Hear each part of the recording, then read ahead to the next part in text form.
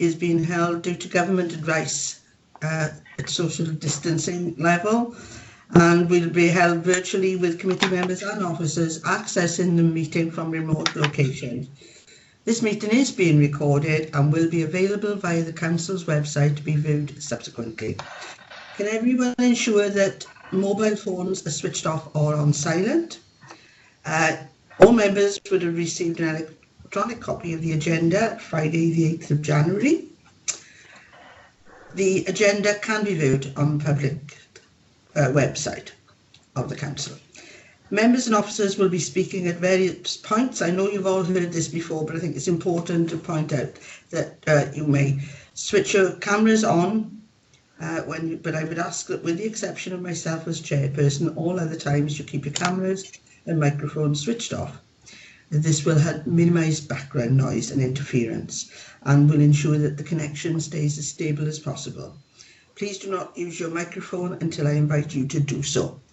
Officers from Scrutiny will be supporting the meeting and will be monitoring the use of microphones throughout the meeting, and where necessary will mute those not being used. If any members or officers wish to speak or to raise a point or question, please use the IM, instant messaging, and do not use it for any other use, just to say speak. I'll now ask the Scrutiny Officer to announce the name of councillors in attendance at this meeting, and officers are asked to introduce themselves when I invite them to speak. Can you all ensure that microphones and cameras are switched off when not in use? Right, over to you, Meryl. Thank you, Chair. So present today from the committee we have Councillor Stuart Baldwin, Councillor John Paul Blundell, Councillor Nora Clark, Councillor Jane Gebby, Councillor Tom Gifford, yourself, Councillor Cheryl Green as Chair, Councillor Ross Penhale-Thomas, Councillor Kay Rowlands, Councillor Rod Shaw, Councillor John Spanswick, Councillor Tim Thomas. Thank you, Chair. Thank you for that, Mara. Are there any apologies for absence received, please? I don't have any apologies from members of the committee. I do have an apology from Councillor Nicole Burnett, the Cabinet Member, the Leader, and Claire Marchant, Chair. Thank you for that, Mara. Are there any declarations of interest?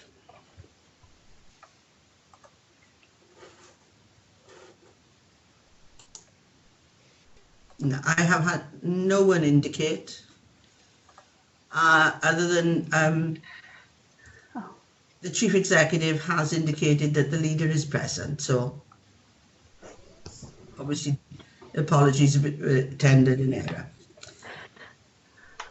Okay. No problem, Mara. Right, we'll now move to agenda item 3, and I will ask, is the Chief Executive going to present this? It's Council performance against its commitments at Q2 2021. Is that over to you, Mark? Yeah. Thank you, Chair. Mark Shepherd, Chief Executive. I was just going to say a few words of introduction, if that's okay, Chair, rather than spend a long time presenting this. Obviously, some members of the committee today will have heard some of what I've got to say previously as part of the corporate performance assessment, where we went through the Q2 performance of the organisation.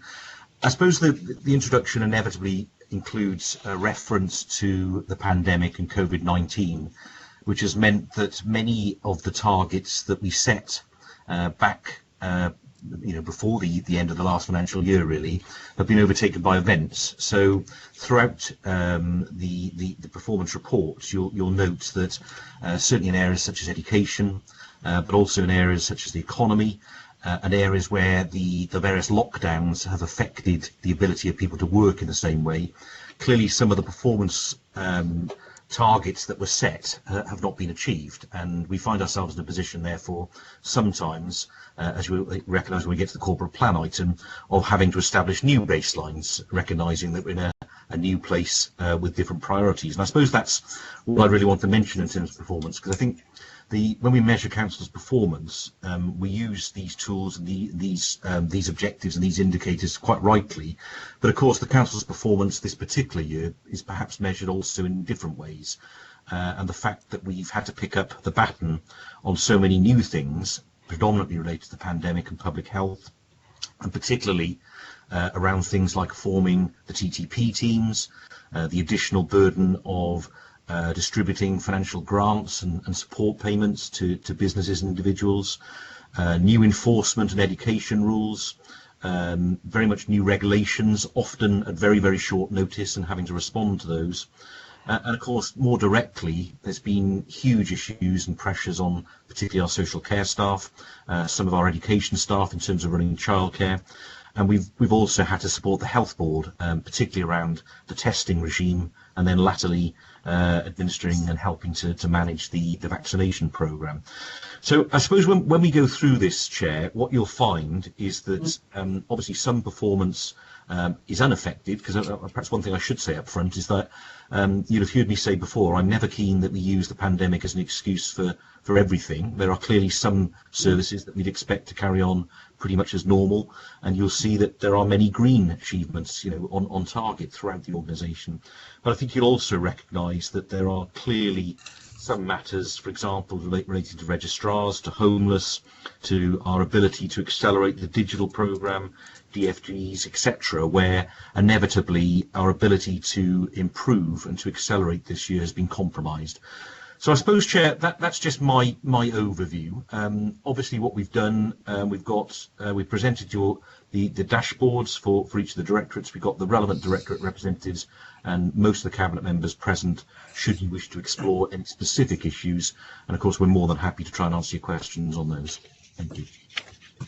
Thank you very much for that, Mark. Well, we've had a pre-meeting and I've had several councillors indicate that they wish to speak. So I'm going to go first of all to Councillor Stuart Baldwin, who has a few questions. Stuart, over to you. Thank you, Chair. Mark, it's just in relation to, sorry, I'm flipping in between the report and Skype. If we look at page, both my questions relate to page 5 of the report. First of all, at 4.1.5.1, where we revised the target in relation to sickness upwards, and then we've set the new target at just below what we're currently achieving. I said this in the pre-meeting, I don't think that we should be changing that target, because we accept that this year has been an exceptional year. And like you said, not to make COVID an excuse, but I think there's a difference between an excuse and the very fact that we're in this position where we are because of the worst situation since 1920. So I don't really think we should be revising that statistic, and I welcome your view on that. And my next point is on point 6 around the equalities impact assessment, where we've said there is no equality implications of this report. And just bearing in relation to the sickness issue I just raised, the way we've got long-term sickness, underlying illnesses and disability, surely they contribute towards the sickness, and therefore there is an equality impact. So I just welcome your views on that as well, please. But otherwise, well, as you've said, a lot of the stuff that we've achieved so far in this report, I think, is to be applauded in the position that we've been in this last financial year. Thank you. Thank you, Councillor Baldwin. Chair, are you happy if I respond to that? Thank you. If I just pick up sickness generally, because it's quite an interesting issue, really, because while we might argue the pandemic in many cases has affected our performance negatively on some indicators, this is an example where the reality is that by having more people working in an agile way and predominantly working at home has had a significant positive impact, in particular on short-term sickness. And I think that's a pattern throughout most of the directorates, albeit long-term sickness has sometimes stayed the same or indeed at times gone up. So I think in terms of the targets, which is your specific question, I think we set a target for this year, which was very much based on just being very marginally below last year's actual. And that was because I was keen, before I knew about the pandemic, I was keen to achieve an improvement focus. In other words, we begin to move it downwards, and then gradually we reduce that target year on year, so we get to the level we want.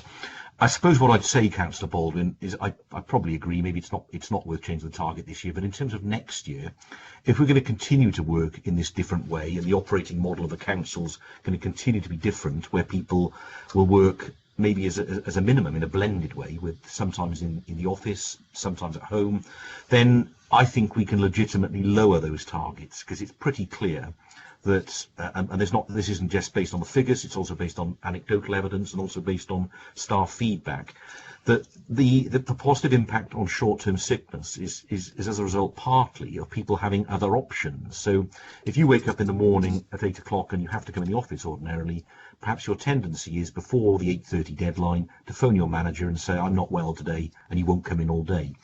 If you have some flexibility of working at home, you might not feel well at 8 o'clock in the morning, but you never know, you might feel all right, or well enough to do some computer work, for example, by 9:30 or 10 o'clock, and therefore perhaps you don't take that day's sickness. Now I know that may be reasonably obvious, but I think it's worth reiterating. So I suppose what I would say is I probably agree that the targets remain the same this year, and we will probably better them in all our directorates this year.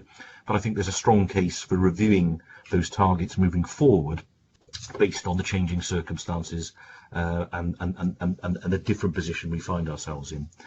In terms of your point then on the impact assessment, yeah, I mean, I take the point, and I'm happy to revise it if you think that we should include those sorts of impacts. I think we have this debate fairly regularly about on what basis are we establishing whether there's an impact or not. I think there are some specific impacts, and perhaps the one you've identified, I wouldn't disagree with you, Councillor Baldwin. I'm happy to look at that. But if others want to come in and add to that, I'm more than happy that they do.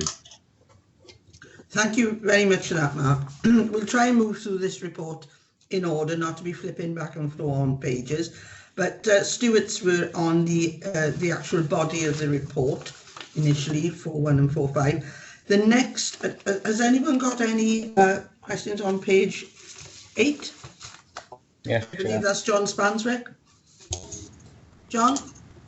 Yeah, thank you, Chair. Yeah, quick one on page 8. Now at the top, it talks about COVID and Welsh Government covering the costs, unavoidable costs. But then it talks about the council has established the COVID reserve. So just a simple question, what is the amount of that reserve? Because it could be that the surplus if Welsh Government and National Government cover all the costs. That could become a surplus fund in the future to use on something else. So I'm wondering what the total amount is at present of the COVID-19 reserve. The COVID reserve, sorry, do you want me to answer, Yes, Chair? yes, please, Jill. Yeah, for the purposes of the recording, Interim Chief Officer, Finance, Performance and Change. The reserve was put aside at 3 million, Councillor Spanswick. We've taken £500,000 out of that to put into a specific fund for emergency COVID issues, which is in the process of being discharged. And we are being successful at the moment in terms of the hardship grant that the Welsh Government have set aside. We're only getting probably about, I would say, 75–80% of our costs back. That will obviously leave a shortfall. But we are going to step into an abyss at the end of this year, because whilst we've had incredible amounts of support this year, nobody really knows how much we will have next year. So as you know, our reserves are not for a one-year purpose. They're to tide us over what's going to be a very difficult few years as services recover and renew. And I also had the figures yesterday on council tax. We are probably running near to 2% down on our council tax income, which, as you probably know, gives us a shortfall of 2 million. We don't know whether we'll recover that by the year end. So happy to take any further questions on that. I've been very brief. There is obviously an awful lot more that I could add. Yes, thank you for that. Thank you, Chair. Okay, John. Thank you. Yeah. Councillor Tim Thomas is indicated on this page as well. Tim? Oh, well, we'll have to return to you, Tim. You need to move on. There we are, I'm here now. Oh, yeah, okay. Carry on, Tim. Schoolboy error, I was on mute. Yeah, apologies, I'm stealing a member's funder here because I had to flit in and out of the pre-meeting due to childcare. But it's just a very quick general point. Under the first, supporting a successful and sustainable economy, we've got something here, action planned to provide more support for businesses to overcome the impact of COVID-19.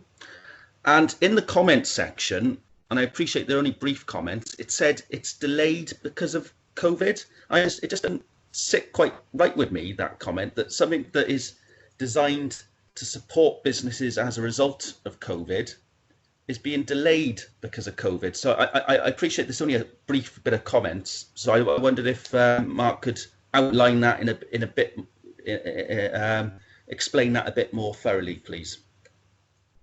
And that's the action is developing a procurement strategy to boost the foundational economy. This is on page 8, is it, Tim? Yeah, the very first one.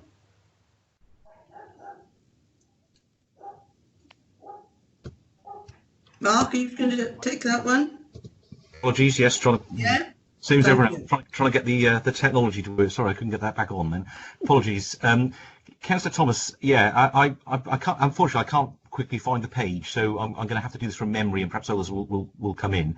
So the foundational economy stuff, I think, is delayed by COVID. I wonder if the two issues have been conflated here, because clearly there's lots of support, additional support, new support that was announced by government that we've administered throughout the year for businesses.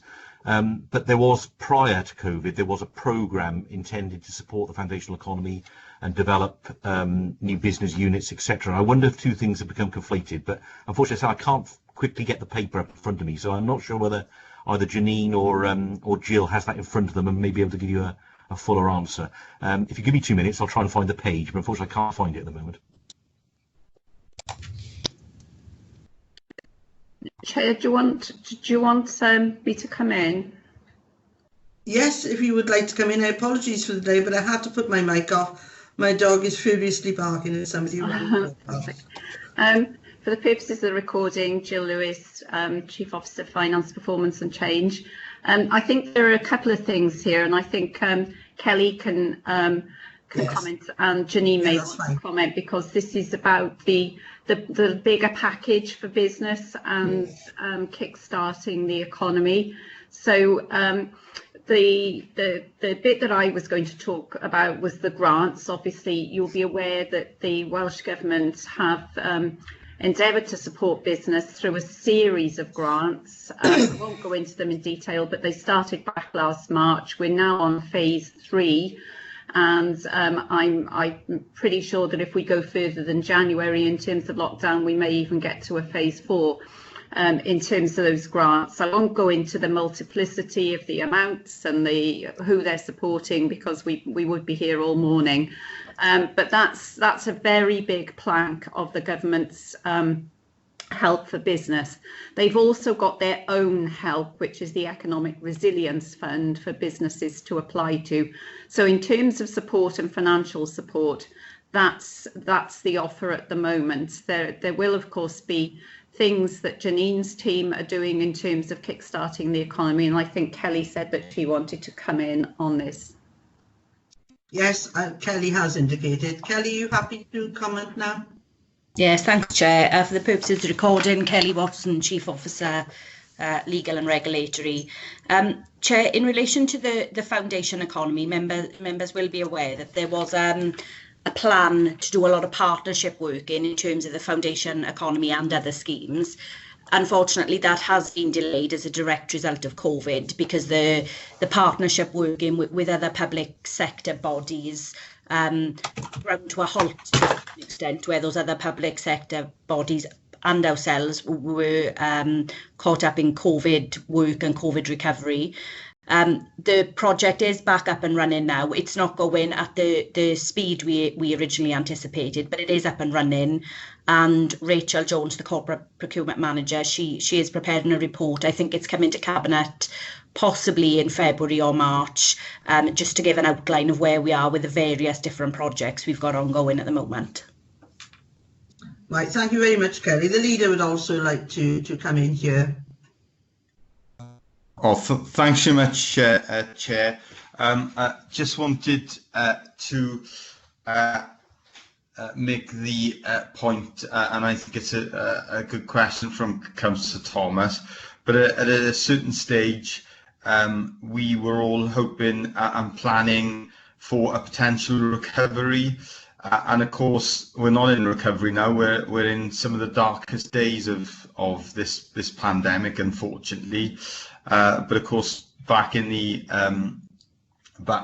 summer, we were all hopeful that we'd be in a different phase of it. But what we have progressed is the Kickstart Startup Grant. So in addition to the funding that's been made available by UK government and government, we've actually deployed some of our own resources. So that is meeting a waiting list for Kickstart Startup Grants, and that's really positive, isn't it, Chair, that we've still got people that want to start up new businesses, so we've tried to support that.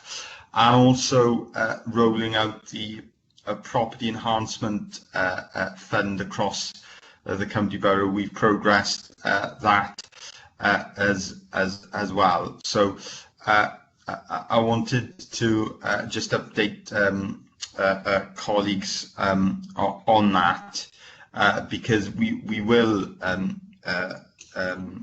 at some stage be recovering from the pandemic, and we need to provide as much support as we can to businesses. And we have got the Progend task force that we set up with local businesses, and they have been very supportive. I can see that Janine wants to come in. They've been very supportive of Janine, of our agenda and the action that we've taken as a local authority. Thanks, Chair. Thank you very much, Hugh. Yes, I note that Janine would like to add something as well. Over to you, Janine.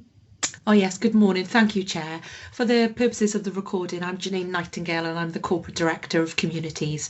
I think just to add to what all my colleagues have already indicated, we've done a tremendous amount of work actually with the business community and the retail sector throughout the whole of this pandemic. It was incredibly important. We continued the momentum.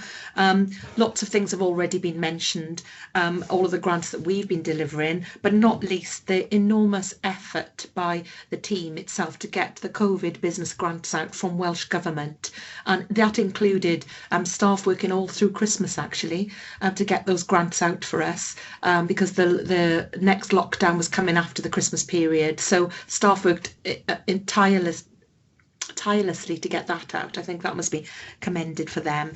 Lots of things that we still have been ongoing. Maybe there has been a slight delay in our employment hub programme. That's something we're very keen to progress. We are away with those, developing those hubs now at Pyle in particular. That's for new industrial units for business startups. Things that we have been doing that have really paid dividends is we've been doing some rent relief and reduced rents in our units across the borough, and in particular we've had a 50% rent reduction on the units that we own, and that I know is something that's been much appreciated.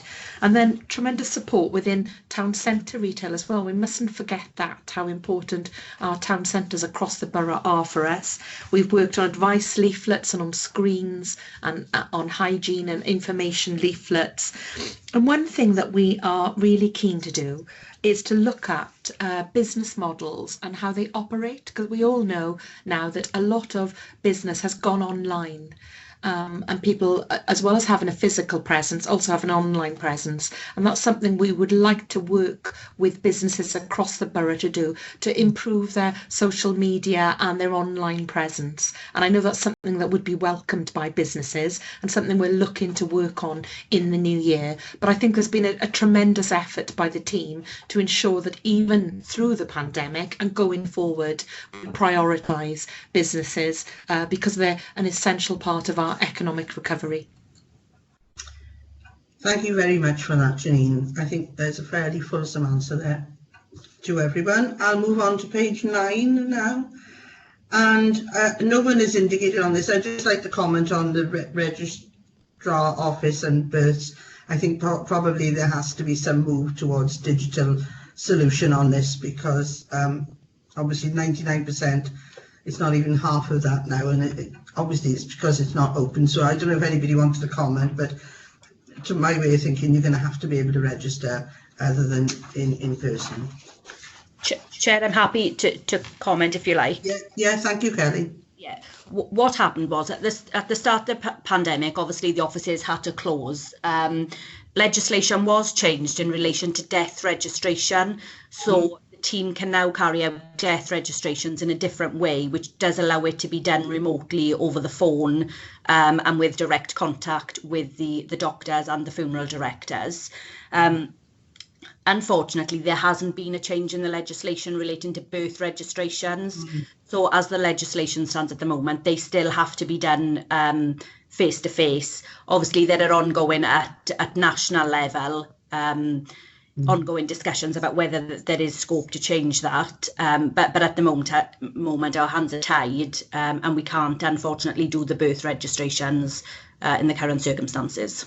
Yeah, thank you for that, Kelly. It's just, I realise it's not in our gift to do it, but perhaps council should be lobbying here for a change in the legislation. Thank you. On page 10, I have Councillor Rod Shaw has a comment on or question on that. Over to you, Rod. Thank you, Chair. Yes, I do indeed. I've got several questions on this report, but I'll try and keep them as brief as I can. This one relates to PAM 45. Dwellings created as a result of bringing empty properties back into use. I've had debates with most cabinet members, I think, about this particular item and query the distribution of those, and would really like to get to what are the key factors preventing empty homes grants in the Garrow Valley. Now, I appreciate that's very specific. Perhaps I can get a written response to that, but just to sort of flag up, I have an issue with that particular target and how it's attained and how it's measured, I suppose. I've got plenty of other ones, so I'll leave that one just for a written response, if I may. May I also compliment Mark and his team and all the workers at the local authority for the tremendous work they've done. Often I think, in conversation with people in the valley, it appears to be a swan that, they're paddling like hell and changing the ways they work, etc., etc. But it looks serene on the surface. And I think this is an occasion where the local authority should be applauded for the work it's doing and maintaining the services it continues to provide. So well done all. Thank you for that, Rod. I'm quite sure that all members will agree with those comments that you made. Anybody wishing to respond to that or comment? No?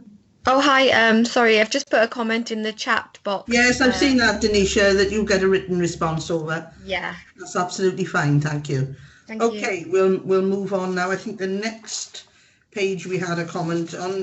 I don't think there was anything on 11. On 12. Chair, on page 11, Chair. Sorry. Yeah, you were on page 11. You, John. I hand you down next for page 30. Carry on. 11 and 19 and 30. Yeah, on page 11, the bottom of page 11, it's might be my calculator out here, but I find it difficult to understand. If I find it difficult, Joe Public probably going to find it difficult. It's the bottom target, CED 17. Percentage of council tax arrears collected compared to arrears outstanding as at 1st of April each year. The annual target, 35%. Cumulative target, 17%. And the actual, 11%. And it's green. Yeah. It may well be correct, not disputing that. I just would like it explained in simple terms. Okay. Seems to me it shouldn't be green. Okay. Right. Thank you. Who would like to respond to John, please? No. Jill, are you able to come in on that? Sorry, I missed the start of the question. I thought it was about waste. Sorry, John, can you? No, it's the CED 17 is from page 11. It's the percentage of council tax arrears collected compared to arrears outstanding. It's the final point. And it's Right. Final point on the page, Joe. Yeah, why is it Okay. green? I find it hard to understand it being green at 11%. Yeah, it's very difficult. I think you've heard me say this before, Councillor Spanswick. There are real difficulties in a point in time in terms of arrears and council tax collected. We set it at a point in time, as you know, and then the next day, obviously, there are new properties, there are more arrears, less arrears, and all sorts of changes, disallows and all the rest of it. So it's really difficult. And the council tax figures are collected on a different basis by Data Wales, and sometimes the figures mislead, if I could say that. So what I've asked council tax to do is set out, I think, a standard form of report that we acknowledge in Bridgend is what we need, rather than what everybody else collects, so that there isn't this element of confusion. Because on any one day, it will be a different figure. All I can say at the moment is that the arrears are high. Regardless of what you've got in quarter two, the arrears at the end of quarter three are even higher. And we have just had an announcement on Tuesday that our court date for Friday is cancelled. We're not the only local authority in this situation, but we could end up almost by the end of the year with not being able to collect any of our arrears that are subject to a summons. So can I come back to you once we've got the template, I think, for going forward, which I think will clarify some of the figures? That all right, John? Yeah, so the point I want to make is that because it's green and shows it makes it sound like we're only 11%. It makes it look as if everything's rosy as far as collecting council tax, and it's not. Okay, I'll take that point away. Yeah. Okay, thanks. Thank you for that, Jill. Right, I've also got Councillor Rod Shaw on page 11. Yes, thank you, Chair. Yeah, on 11, CED 34A relates to Wi-Fi in schools. More broadly, I have had a response from the Cabinet Member for schools about equipment and Wi-Fi in the community, if you like, as we're now in more of a lockdown. But it says the pandemic's prevented the contractor from attending schools. I would have thought, frankly, during a period of low attendance at best, that's the optimum time to attend schools. And I know most contractors I have contact with say it's absolutely manic at the moment, with people having work done, businesses having work done, because premises are largely empty. Is there any reason why this continues to be an issue with contractors for Wi-Fi? Lindsay, are you going to come in on this one? Or... Thanks, Jill. Chair, if I could speak, please. Yes, certainly, Lindsay. Thanks, Chair. For the purpose of the recording, I'm Lindsay Harvey. I'm the Corporate Director of Education and Family Support. I'd agree with you, Councillor Shaw. Normally, we would get ready access to schools when there's no pupils in. The challenge we've had with getting some of this resource into classrooms is we've operated very tight bubbles with year groups within classes, and to reduce any risk of transmission, we would not move those pupils around the school to facilitate the installation in a particular room, and also we obviously wouldn't put any risk to the pupils with the people installing the kit in the rooms they're in. So it's a challenging situation. Normally you would expect it would be a lot more freedom, but with the in-school installation of Wi-Fi devices, these are the kit that goes into the wall, they would need ready access to all classrooms and all premises within the school, so it's not as easy to move pupils around. That's been remedied somewhat going forward, and we've seen a great progress on it, but still they're encountering difficulty to obviously meet with our health and safety requirements. Thank you for that, Lindsay. Right, we'll move on. We're still on page 11. I believe, no, it's page 12. And I think that is Councillor Rod Shaw, and I've also got Councillor Ross Thomas on page 12. Yeah, thank you, Chair. I'm afraid this is a perennial one. If we look at the bottom of page 12, top of 12, page 13, the disability grant time to deliver a disability grant, frankly, is just not acceptable. This was raised last year and the year before, and frankly continues to be appalling. It takes a year for a disability grant for adults and nearly 2 years for a disability grant to be approved for children. So how can we improve both these categories, please? Right, thank you for that, Rod. Before I invite an officer to respond, Ross would like to come in. Councillor Ross Penhill Thomas would like to come in on specifically on DFG. Yeah, diolch, Chair. Absolutely the same point as Councillor Shaw. When you think about the pandemic of the past 10 months and what we're probably facing for, let's be honest, the next 12 months ahead of us, I think this particular target has come into its own. Most of us on the call today will probably have a safe, accessible and secure home. Unfortunately, for too many people, that isn't the case. I would think that a large percentage of disabled people will be on the shielding list as well. So the stay-at-home message for disabled people, broadly speaking, is stronger than ever. So I know anecdotally of people who feel trapped in their own homes because the disabled facilities grant isn't being processed quick enough. I know this is an issue for a number of authorities. I've been a member of this authority for 8 years. I remember raising this some time ago. I can see there's been some progress on adults, but I would share Councillor Rod Shaw's concerns that it just does seem completely unacceptable. And for a large percentage of people among the population in Bridgend, the disabled population in Bridgend County Borough, this just doesn't seem right, and it goes back to the fact that people are trapped in their own homes effectively. Thank you, Chair.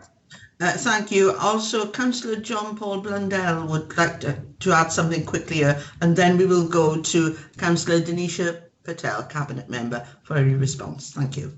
Thank you, Chair. It's just to say I obviously agree very much so with Councillor Shaw and Councillor Penhill Thomas. But what I'd like to add is obviously the Cabinet report on this, it comes next week. Could the Cabinet member, I'm sure she probably will, it's probably what she's going to come in and say anyway, explain to us how that is going to improve this number going forward next year and the years ahead. Thank you, Chair. Right, thank you, John Paul. Councillor Patel, you'd like to come in on this, Dan? Yeah, so I will go to Jill Lewis following Councillor Patel's response.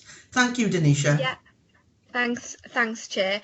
Yeah, so there is a Cabinet report. I don't know if Councillor Shaw or Councillor Thomas have had chance to read it yet. It was published yesterday, and it's basically addressing this exact fact about the timescales not being where they need to be. I suggest that if you haven't read it, you should read it. Essentially what it's looking at doing is bringing the role of the agent in-house. We're working with Neath Patel, or the proposal is to work with Neath Patel Council to develop our own in-house service to address this exact concern. I think Jill could probably add some more detail around that, but it is the proposal being put forward so that we have more control over the timescales, over the contractor, over any queries or complaints, because at the moment, as I'm sure you're aware, the works are carried out by external agencies, and unfortunately the resident doesn't have any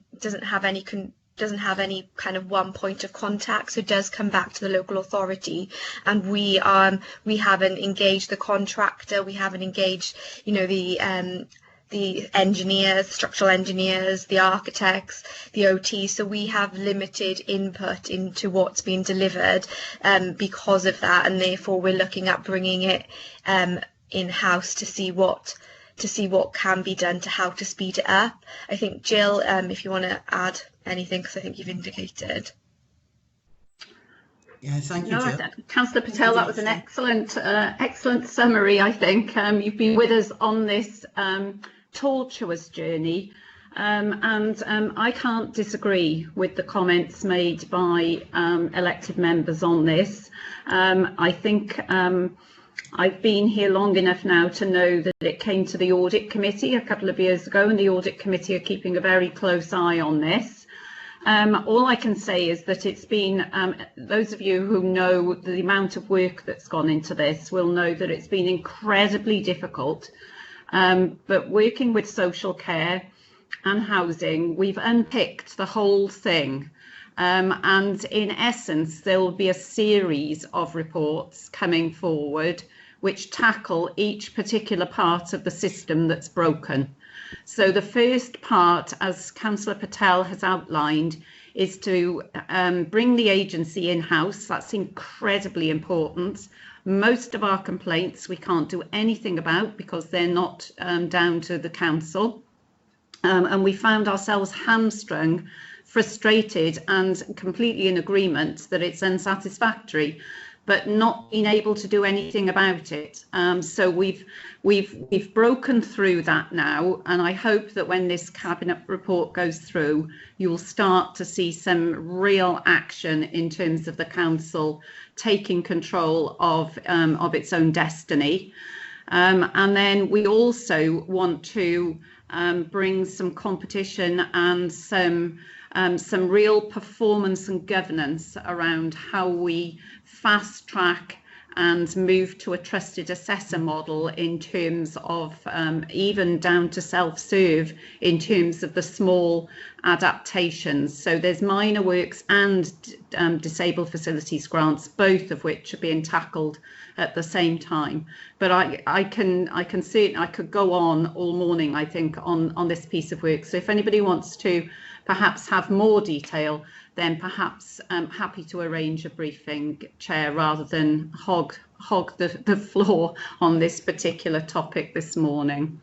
Yeah, thank you for that, Jill. I think all members now that haven't read this report would be well advised to download it and read it and see what the proposals are and how hopefully this will impact on the timescales that are currently troubling most members and officers as well, I think.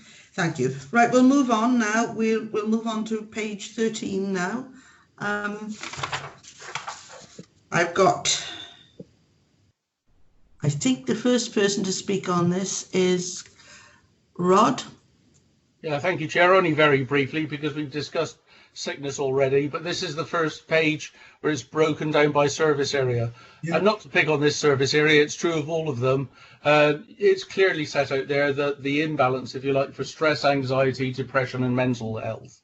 But also the worrying trend, I suppose, of the impact of long-term sickness absence, particularly relating to this issue. So yeah, again, it's a plea really. You know, what can we do to make things better for staff, to reduce the incidence of long-term sickness due to stress, anxiety, depression and mental health. You know, it's something we need to be taking particular care and note of during now, as we're at the in a pandemic season and people are changing, which also their roles and ways of working, which adds stress. Thank you. Thank you, Rod. I've also got Ross Penhill Thomas. Is it on the same topic, Ross, or is it a separate thing on the page? No, Chair, nothing from me on this page. Oh, sorry. I've got you down as 12. I see. You were going from 12 to 13. Okay, right, we'll move on. Would you like to respond to Councillor Shaw? If I may, Chair, just briefly, only to reassure Councillor Shaw and other members that obviously staff welfare and well-being is one of our main priorities at the moment. The recognition that a number of staff have been working incredibly hard for an awful long time, as I described earlier, in very trying circumstances. We do have still a relatively large number of staff with sickness, long-term sickness, and I there's a recognition that as much as I was describing earlier, working from home may be beneficial to some staff. Of course, for some staff as well, it may not suit them based on their circumstances, and therefore well-being is a real issue. So we've ensured that we've provided a package of support that's available to all staff should they be struggling. We continue to also retrain managers, for example, in remote management, because that's very different as well, and making sure that they stay in touch. And there's a whole work stream, really, Councillor Shaw, which is based around the fact that we know it's an incredibly stressful time. We know that the changes are stressful for some people, not all people, and absolutely I buy into your comments, and we will continue to ensure that's a priority moving forward. Thank you very much for that, Mark. All right, Rod? You happy? Yeah, very much so. Thank you, Chair. Okay. The leader would like to speak at this point as well. Hugh? Yeah. Oh, thanks so much, Chair. Yeah, just to build on the point that Councillor Shaw has made and the comments of the Chief Executive, I'm particularly mindful that some of our staff, particularly, for example, in social services, have had to deal with the death, the unexpected death of residents that they've provided care for, and that in some cases has been a traumatic experience, and they continue to experience acute pressure in their roles, and we are continuing to assess how we can provide support to them in the immediate term, but also in the longer term as well, because I think sadly there will be long-term impact from the pandemic on our staff, because it is not what our staff were trained for, expected to do, and they've done it and had to do it over the last 10 months. So that is something we'll continue to look very, very carefully at. So thanks for flagging that up. Thanks, Chair. Thank you very much for that, Hugh. Right, we'll move on. I don't have anyone indicating so far on page 14. So we'll move on to page 15, and I've got I've got two people to speak on 15. I've got Councillor Rod Shaw again. Over to you, Rod. Yeah, bear with me, Chair. I'm going to scroll back a bit. Well, this is why we're trying to move page by page. Well, actually, that was the one just raised. That's why I had to scroll back. It is the one we've just raised about sickness, absence, and measures and changes because of COVID. All right. Thank you, Chair. Okay. Right. I think the next page that I have indicated on is actually Councillor Spanswick on page 19. Yeah, thank you, Chair. Page 19, first indicate at the top of the page, it's DEFS 29, quite small. I'm trying to work off two screens, trying to be too clever for me. I'm good. It's a percentage of completed team around the family TAF support plans that close with a successful outcome. I understand why it's green. It's showing that it's 69%, and the target was 68%. Yet last year the target was 70%. So there's a lot going on with COVID and everything else, but the target was lowered. Even though we achieved less than last year, we still showing green. It's a question mark of whether the targets are challenging enough in the first place. We need to be increasing targets, not reducing them. And then when we get them a little bit better, we come up as green. So I accept it's green, but it probably should be amber because the target wasn't challenging enough. So it's a comment more than a question, I suppose, and it's something for us in the future to perhaps challenge some of the targets a bit more when it comes to them being set. Right, thank you for that, John. Would anybody like to comment? But as John has said, it's not a question, it's a comment.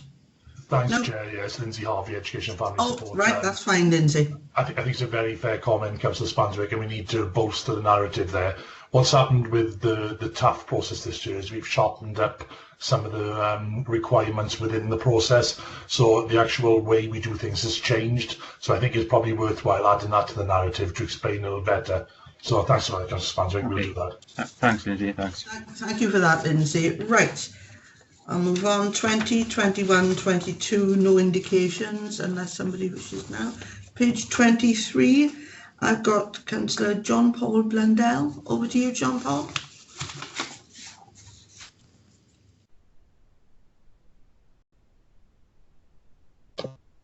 Sorry, Chair. I was on it. For some reason, my page wouldn't move. All right. On page 23 is obviously the number of working days lost due to industrial injury. There's a lot of red there, and that's very concerning, especially when it could be very serious in some cases. I was just wondering if the director or the cabinet member could speak to how we are working to minimise the risk, and also how realistic is the target 0. Thank you. Thanks, Chair. Thanks, Councillor Blundell. I'm quite happy to come in on this one. I think you've hit the nail on the head there, Councillor Blundell. We've set ourselves a very challenging target to make it 0. This was agreed by the Corporate Health and Safety Steering Group. And I think it's worthwhile keeping that because we've got a very close focus on this to make sure that this is really centre and foremost in all the directorates' minds, is to drive this down. So we are aspiring to hit it. Obviously, it's going to be challenging. There's no doubt about that. And I think alongside it, one of the other things we've introduced, especially in schools, an online reporting system. So although this is helping the statistics around it, obviously it's helping employees identify some of these issues and flag them up with the health and safety team. So it's a positive move, obviously. But my view is we maintain the 0. I'm mindful of the fact it does show red, but I think it's a very clear focus of this council then to drive down these absences because of industrial injury. But again, I suspect we are going to be showing red at the moment and probably for maybe a year or so to come. Thank you for that, Lindsay. All right, John Paul? You happy with the response, John Paul? Yes, I am, Chair, yes. Right, thank you. Thank you, Lindsay. Right, next. 20, nothing on 24, 25, 26, 27. I have got Councillor Tim Thomas who wanted to make a general point. If you'd like to do that now, Tim. Oh, you don't need to speak. You found your answer. Mark, Yeah, do you need to speak now that Lindsay has addressed that? Yep. Very briefly, Chair, just to add on to it. It's to do with the fact that you'll note that most of our health and safety targets are deliberately set at an incredibly challenging level. I think that's predominantly because we feel it's wrong to set a target to have an accident. So even though we recognise that might mean that occasionally they come out red, you'll note throughout that generally health and safety targets are set in a very challenging way, often at 100%, depending on what the objective is, or at 0. And that's a deliberate policy. I mean, we can review that, but I'm not comfortable with setting targets which almost seem as if you're setting a target for an accident. So that's just wanted to explain that's an approach that we've generally taken across the board. Yeah, I think that's a point well made, Marcus. Right, we move on. Page 29, I've got Councillor Rod Shaw, please. Yeah, thank you, Chair. I want to applaud, actually, now this time. There's 8 new measures in there, which I think are incredibly valuable to the local authority and to all the citizens in the local authority. So I wanted to say thank you for adding those in. That's all on 29. Thank you. Thank you for that, Rod. I've got Jill has just popped in and said something response to Councillor Spanswick. Jill, is that yeah, really sorry. I was trying to put it in the chat column and pressed enter just as I was doing the message. So I'll say it now for the benefit of the committee. I just managed to locate the figures on CTAX. I'm really sorry. I couldn't get the page up when at the time, and the reason it's green is because the arrears have gone down. So that's why it's green at the moment. It doesn't negate what I said about getting better figures, but it has in fact gone down, which is why it's green. Yeah, thank you for that, Jill. Thank you, Chair. Okay, John, you got that? Yeah, I got that. Yeah, thanks. Okay, right, page 30. Yeah, John, staying with you. Hang on. Page 30. Yeah, at the very bottom of the page 30, Pam, 35. Yeah. It shows as green, but then the narrative says the figure is very low, as some calls have to be closed without being investigated due to COVID. Accept that, but then you can't really have the both, saying it's a target, saying it's green, but we haven't dealt with a lot of the calls because they haven't been investigated. So it's a false green then.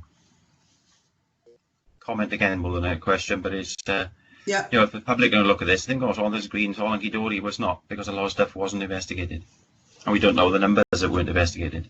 Yeah. Okay. Thank you for that, John. Anybody wishing to comment? I think, Chair, if I may, I mean, I understand Councillor Spanswick's point, but the alternative is to not have any indicator for this year. So I think it probably, again, maybe the narrative could be bolstered, but I suppose it's making the point that we're still trying to keep to the target, but there are circumstances which meant that this year was exceptional. But I understand that it's always been measured slightly differently this year because there were certain calls that had to be closed. But we still think it's worth pursuing and measuring that for the purposes of keeping it in this document for this year. Right. Okay. Thank you for that, Mark. Right. I've got Councillor Rod Shaw has indicated page 31. Thank you, Chair. Yes, it's WB 01.2.2, and it's the creation of better town centres through improving property and the environment. I'm slightly nervous of this, that the comment is all about Bridgend Town Centre, when clearly we have more towns. And even then, I think the focus may be a bit too narrow, that there are other commercial centres that aren't actually town centres that are incredibly important to the citizens of the borough. So could we have a comment to say about the narrowness of this? Thank you. Thank you, Rod. Who would like to comment? I'd like to comment there, Chair, if I may. Yes, certainly, Charles. Councillor Charles Smith. Maybe Janine will like to comment as well, but I absolutely agree with Councillor Shaw. Obviously, our town centres are important, but I think COVID has shown us that there are other commercial centres which people perhaps value even more nowadays. I think they've rediscovered the value of their local shopping parades. I know that's certainly true in places like Kevin Glass and at Brynterion, my ward, and adjoining wards. With things like the Townscape Heritage Initiative, the Regen people will know that for ages now I've been arguing that those sorts of grant opportunities should expand out of the 4 town centres as such and be available in other places which are seen as important local retail and office areas, places like the Valley High Streets. So I think Rod is pushing into an open door there, and I think officers are finding that when they talk to Welsh Government, there is a recognition of what Rod is saying.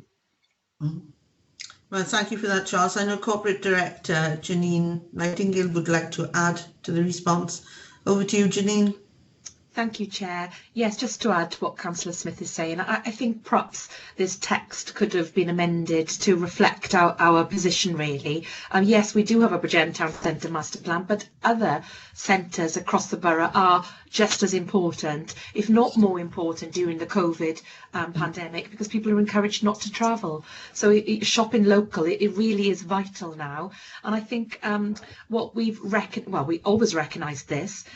We've worked tirelessly across the whole borough with shopkeepers, etc., during this time to ensure the businesses are buoyant and viable and are COVID protected. And one of the things that we really want to do is there's a Welsh Government grant, because they're very much about town centre first, or as in, shop locally.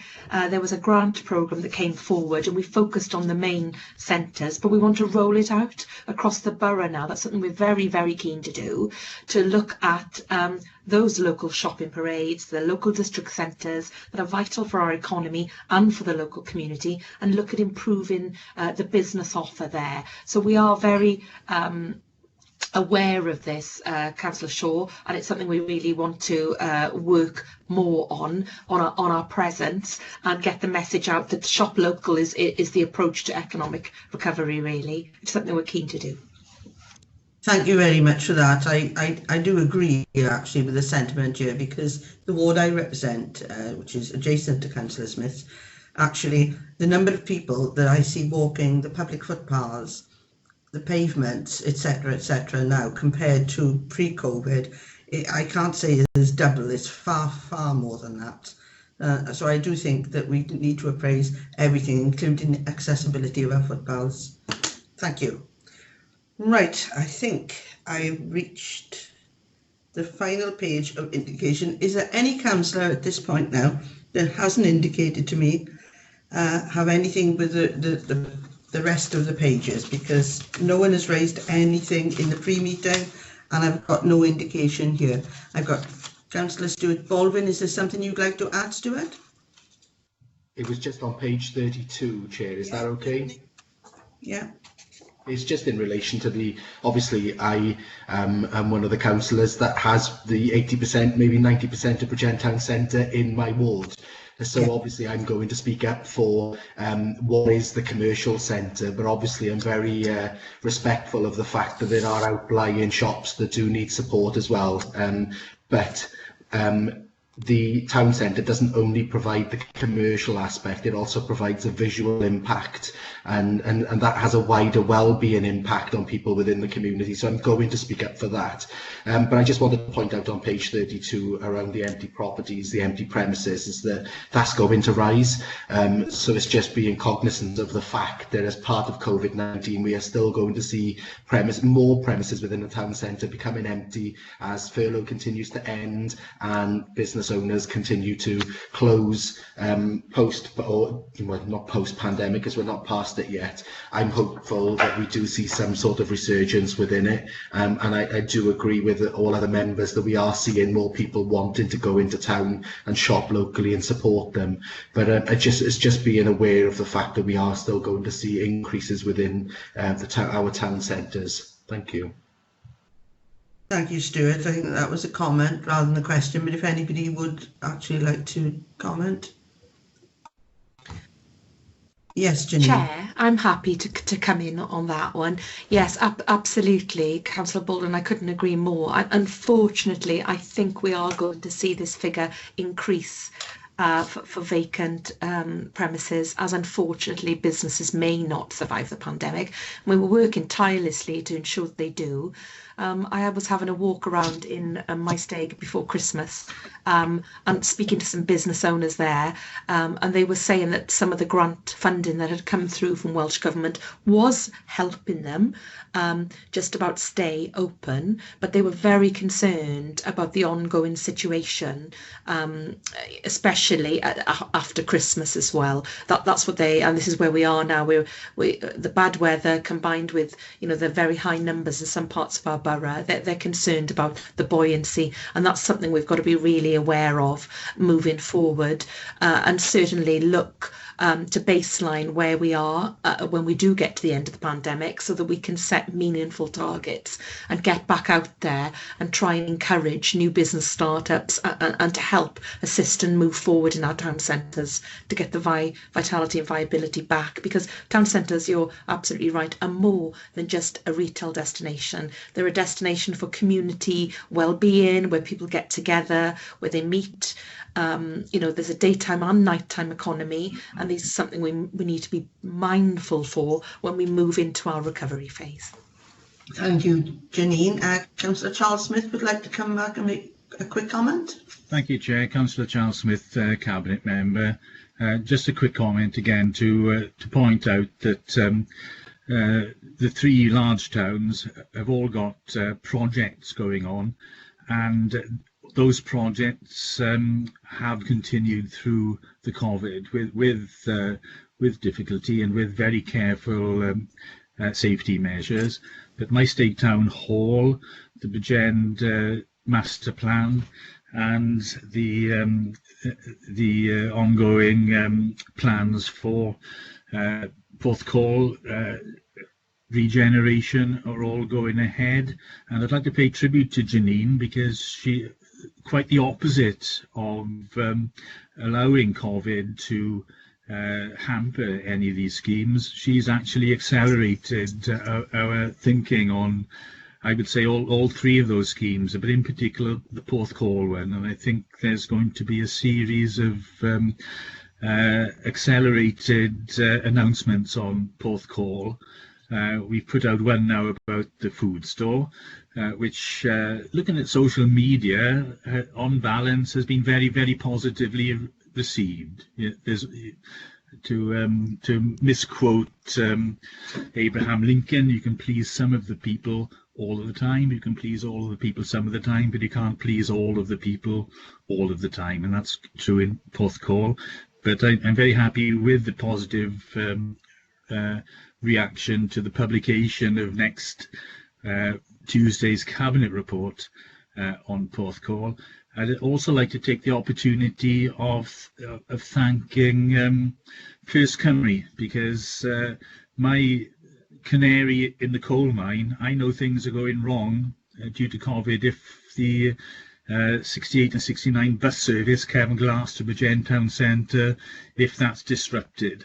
And I'm sure it can't be economic at all. I'm sure they're losing money on it, but they are being faithful to the regular customers who use that bus, including myself, to go to the town centre. So thanks to people like and companies like that, which continue to support our town centre and take a long-term view rather than cutting off services now in response to the emergency situation. Thank you very much for that, Charles. I've had no other indications for the rest of the appendices, so I will assume that all questions have now been presented and answered. So we will move on to the next item on the agenda, which is the corporate plan. And I would ask the Chief who would like to actually present this report, please. I think Jill is just going to say a few words of introduction, Chair, if that's okay. That's absolutely fine. Thank you, Jill. Thank you, Chair. For the purposes of recording, Jill Lewis, Chief Officer, Finance, Performance and Change. This is the time of the year that you receive the corporate plan in draft and have an opportunity to look at this in some detail. You'll also recall that at this point in time, the financial information is not quite ready to put into the report because we're in the process of producing the draft medium-term financial strategy. So this is an opportunity to look at the Council's Corporate Plan 2018 to 23, which has been reviewed for 21-22 and is set out in Appendix A, which you will have had an opportunity to look at in more detail. So the corporate plan describes the Council's vision for Bridgend, our 3 wellbeing objectives that you'll be very familiar with, and our organisation values and principles that underpin how we'll work to deliver our priorities.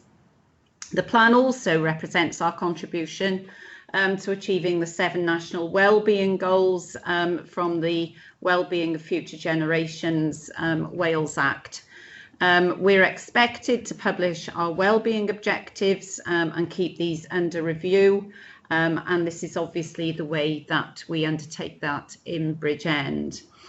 The latest draft guidance has been reviewed in terms of the Local Government and Election Wales Bill, and the corporate plan is revised to take that into consideration. So it's been refreshed for 21-22.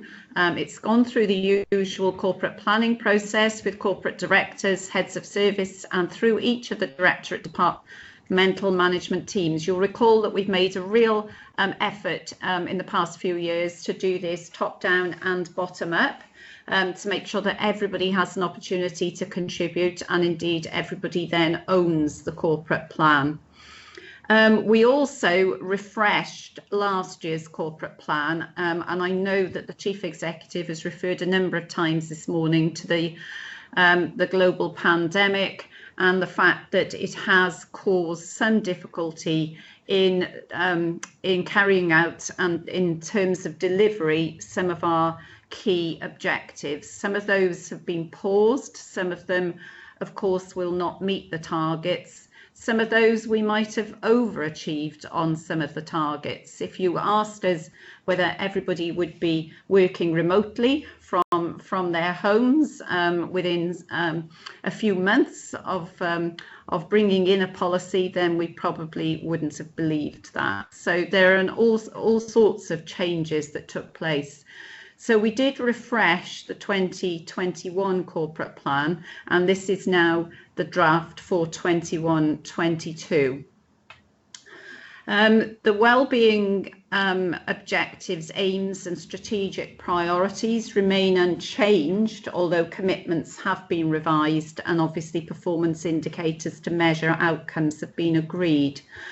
And I think it's important that we acknowledge that where possible, and I know Mark has referred to this morning, proposed targets have been set. This is incredibly difficult at the moment, and you will see throughout the plan that in some cases we're having to redo the baseline in terms of what it's going to be possible to achieve.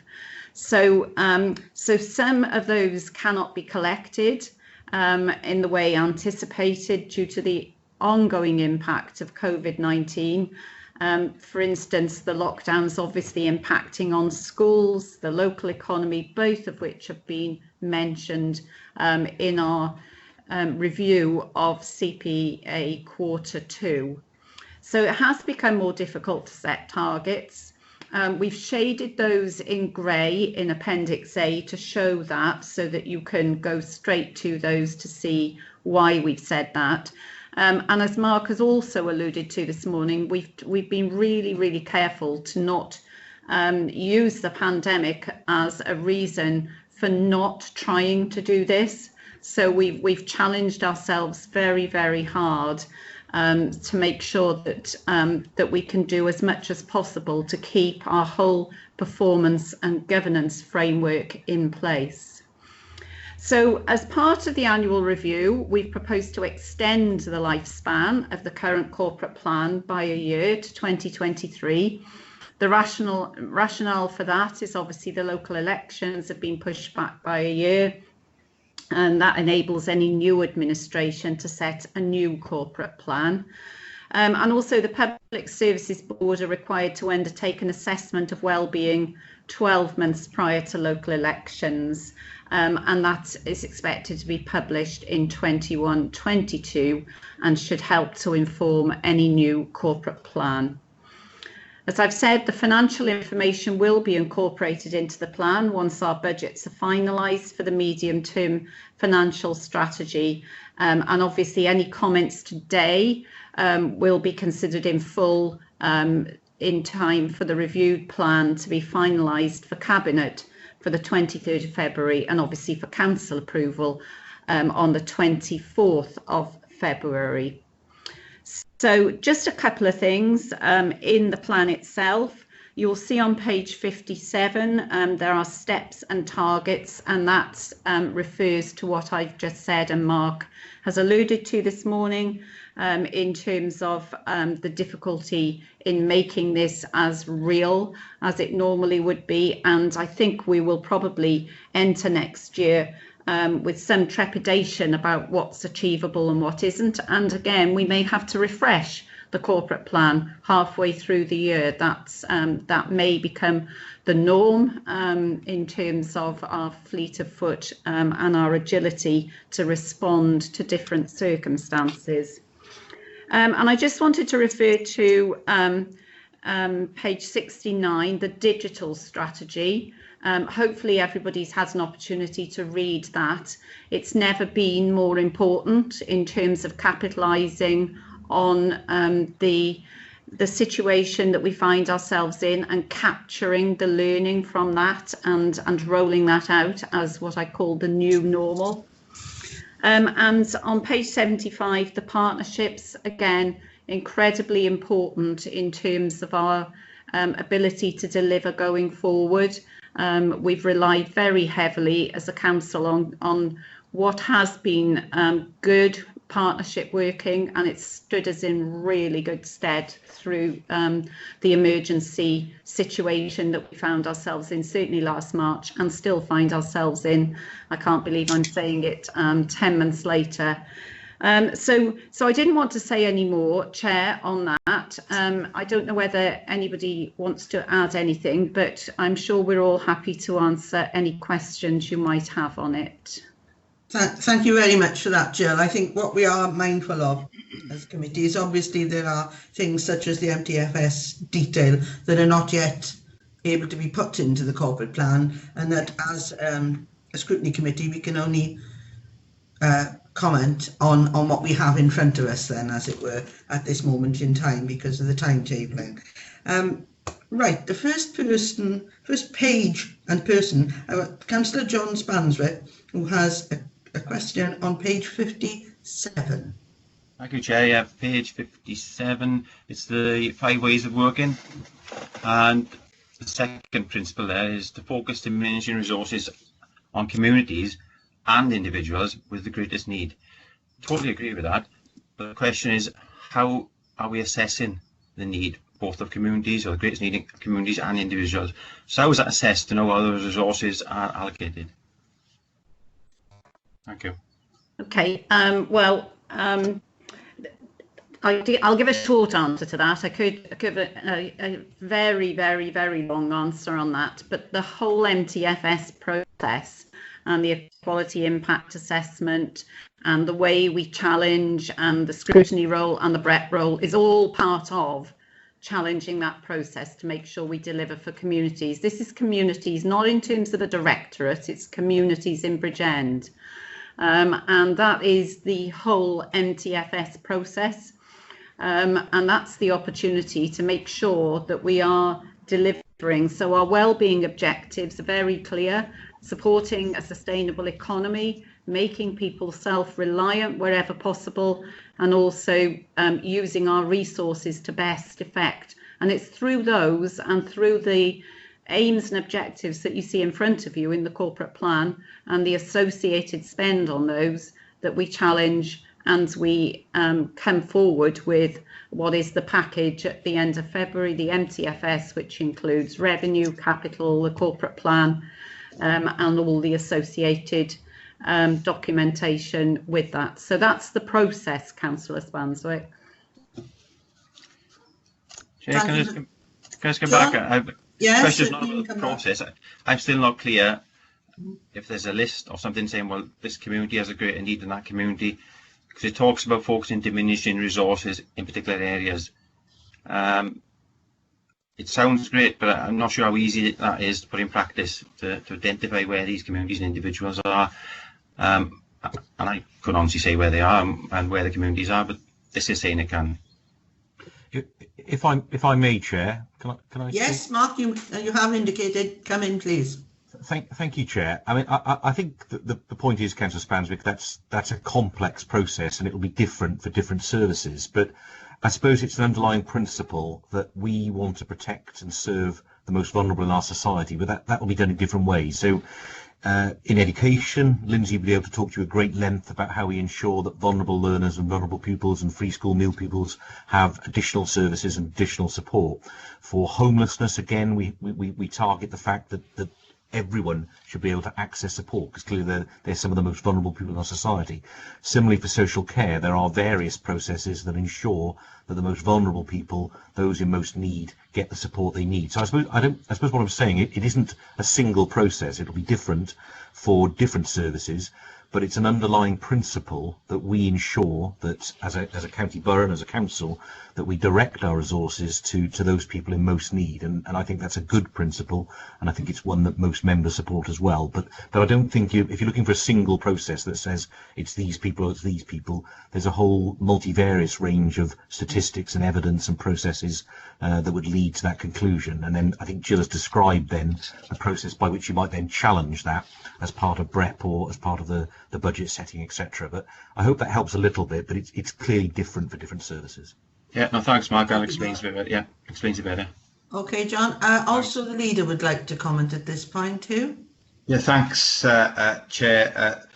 Just to emphasise the point that the Chief Executive has made, and as local members, we know there are vulnerable individuals and people in need in all our communities, whether those communities are described as affluent or disadvantaged. There are individuals with high levels of need in some of our most affluent communities, and individuals with low levels of need for support in some of our disadvantaged communities. And those needs are different as well across different service areas. We're losing you. It's a complex picture that will vary from different services, whether that's mental health services, education, housing, that reflects the complexity of our communities. Thanks, Chair. Thank you for that, Hugh. I don't have any further indications on this particular page. The next page I have, Creedy. We're staying with Councillor Spanswick. Page 61, and also Councillor Clark wishes to come in on this page as well. Thank you. Right, page 61. Yes, at the top of the page. To support growth and prosperity, we will improve the visitor experience to boost tourism in the wake of COVID by enhancing the natural environment through the Valleys Regional Park. Don't disagree with that, but clarification of exactly the area covered by the Valleys Regional Park. Because we're talking of the County Borough here, and just want to clarify what area we're talking with the Valleys Regional Park. Hello, Chair. It's Janine. Is it possible I could come in on this, please? Please do, Janine. Hello, Councillor. Yes, the Valleys Regional Park, there are two areas in Bridgend that are included in the Valleys Regional Park initiative, and that is the Park Slip Nature Reserve and Bringarrow Country Park. They are the two that are included. But of course, all of our natural environment across Bridgend is tremendously important for us, including lots of our parks and open spaces and public rights of way, the coast. And I think that's become even more apparent during our COVID pandemic, where people are enjoying our open spaces more. But one thing that we are bringing forward, if I may just, Chair, just for 1 minute, talk about our 2030 decarbonisation strategy for the Council, and that's been reported to Cabinet next week. And a very important part of us becoming net carbon zero is to look at our open spaces and enhance the biodiversity and look after them moving forward. That's really important for us. So it's not just concentrating on those two areas that are in that Valleys Regional Park initiative, because they're two beautiful parks themselves, nature reserves, but it's looking more widely across the borough and how we can enhance all of our open space. Thank you, Chair. Thank you very much, Janine. Music to my ears, Janine. There we are, John. Well, you please, Councillor Spanswick, that's a rare occurrence, I think, especially with relation to that. Right, I've got progress, though. Okay, I agree, John. I've got Councillor Martin Jones, which is coming on this very same thing, I believe, and Councillor Thomas, and I'm not sure if Councillor Clark was on this particular topic. Well, it was, Chair. Yeah, so I'll go to Councillor Clark first. I know the leader wants to come in, but I think if everybody wants to ask questions, ask first. You know, it would be a smoother transition. So Councillor Clark, then Councillor Martin Jones, then Councillor Tim Thomas, and I've also had Councillor Ross Penhale Thomas. Okay, Nora, over to you. Okay, thanks, Chair. Obviously, I know that the corporate plan will be gone through, but at the very bottom of page 61, where it mentions financial value of externally funded town centre, I think there's a typo there in the very first box, because I'm sure it's not just £15.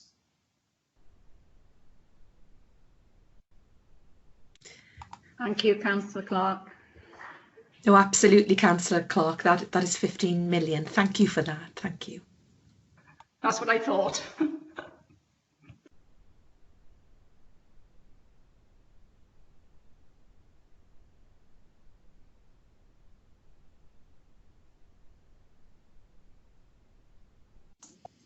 Councillor Martin Jones is next, please. Martin, over to you. Yeah, thank you, Chair. Good morning, everybody.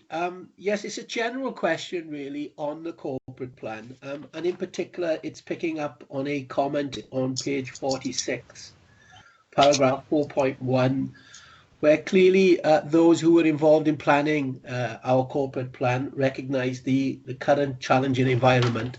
And they had a very narrow window last year to look at this particular plan. And in fairness, I think they've done a very good job to come up with the plan as it's presented today. But of course, we've already talked about the plan running parallel to the medium-term financial strategy. But the big issue, of course, will be the adverse impact on the authority that this pandemic will present to us. So my question is how agile and flexible will this corporate plan remain, and what opportunity will we have to revisit the plan when, of course, we have sound documented evidence of what the pandemic has presented to us? Thank you, Martin. Tim Thomas. Thanks, Chair. Thanks, Chair. Yeah, my question relates to page 61, but it relates to the priority area improving learner outcomes. Now, obviously, these performance indicators, or success indicators, I should say, on educational attainment, they're obviously dependent on the success of the blended learning schemes. So I just wondered, will there be an opportunity to scrutinise the actual success of blended learning? I know that Estin are looking to do a little bit of work in this area, but I wonder, is there room for us to look at this locally? Perhaps not in this document, but parallel to it. Thank you, Tim. And finally, Ross Penhill Thomas, and then we'll move to the leader who wishes to respond to this page. Thank you. Chair, I think I'm further down. I'm on wellbeing. The objective 2, most of these questions refer to objective 1. So I think if we'll come back to you then, Ross. Yeah, thanks, Chair. We'll go to the leader now who wishes to respond to this page. Thanks. Thanks, Chair. Just to clarify, the Valleys Regional Park does cover the Hwle, the Garw, the Ogmore, the Llynfi and the Valleys Gateway area of Bridgend County Borough. Janine has identified 2 of the flagship projects that we have at Bryngarw Country Park and Parksip Nature Reserve. But there is the potential and opportunity to develop further projects across the county borough, and that is an opportunity that we are considering, and we will certainly take advantage of any new funding opportunities that do become available, and colleagues will have seen that some additional funding has been made available for the investment that we were making at Bryngarw Park. So we'll continue to prioritise that, and indeed green spaces across the county borough. So that'll save Councillor Spanswick making another intervention in the full council meeting when we discuss this plan. Thanks, Chair. Thank you for that, leader. Is there anyone else who wishes to respond to the questions? No. Sorry, okay. Chair, if I may. Yes, certainly. Just on, I think there are 2 separate questions, and Lindsay or Councillor Smith might want to come in on the blended learning one. But in terms of the review, I think what I'd offer is that we will be doing what we did this year, Councillor Jones, really, which is refreshing and reviewing the corporate plan based on circumstances. So if it becomes apparent during the course of the year that, again, we're going to have to focus on different things, there is an opportunity to reflect that by reviewing the document. Obviously, you don't want to be doing that too often, because neither do we want to be spending all of our time reviewing documents. But I think it's an important document. It's a statutory document, and if consequently the impact of the pandemic means that we have to refresh and review it, then we'll do so. Thank you for that, Mark. I think we'll move to Lindsay now, who's going to respond to Councillor Tim Thomas's question on blended learning. Thanks, Chair. Thanks, Councillor Thomas. I think there's two issues really. On the success indicators, we can't indicate things in the final column there because we've had a directive from Welsh Government not to publish comparative data in respect of learner outcomes.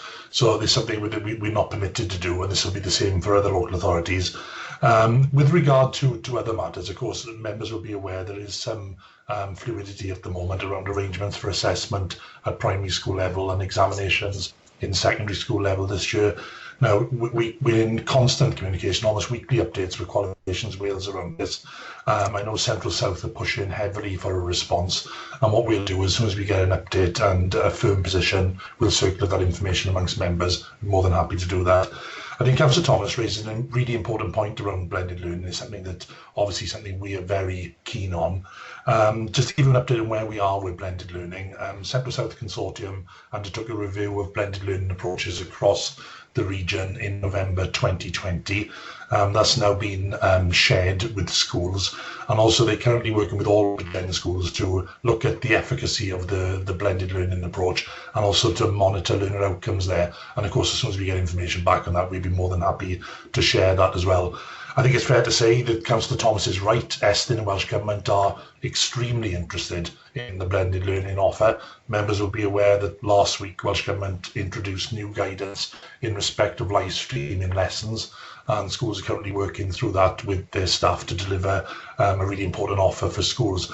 I think the key thing for us is that we must have faith in the expertise of our head teachers and teachers to deliver an independent offer that works best for their settings and for their learners, and that's certainly something we're keen to do in Bridgend. So we're encouraging all schools to work with the Welsh Government guidance and obviously to do their best in their own circumstances for their learners.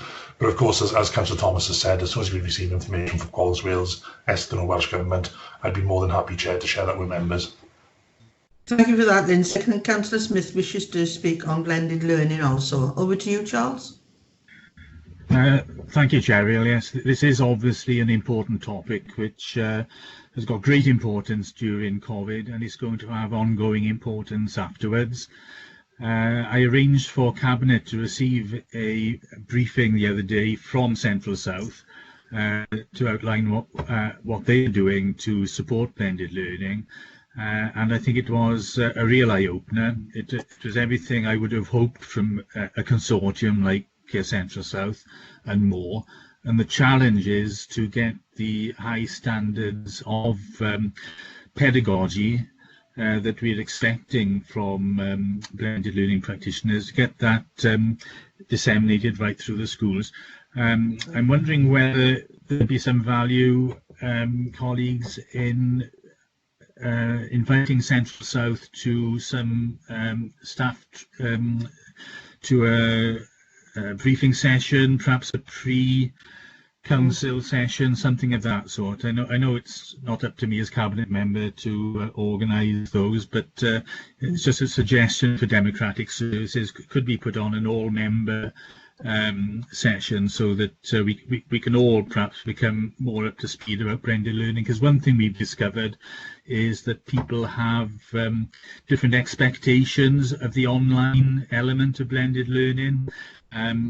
They sometimes make assumptions which aren't correct, and it might be a bit of an eye-opener for all of us, as it was, I think, for all of us in the Cabinet, to see the approach that's being taken. Thank you for that, Charles. I've got an indication from Councillor Ross Penhale Thomas. He's unsure of the exact page number of where he is. So would you like to come in now? Yeah, thanks, Chair. I think if we're done with objective one, I'm on objective two, in particular around the indicators on homelessness, which there are quite a few.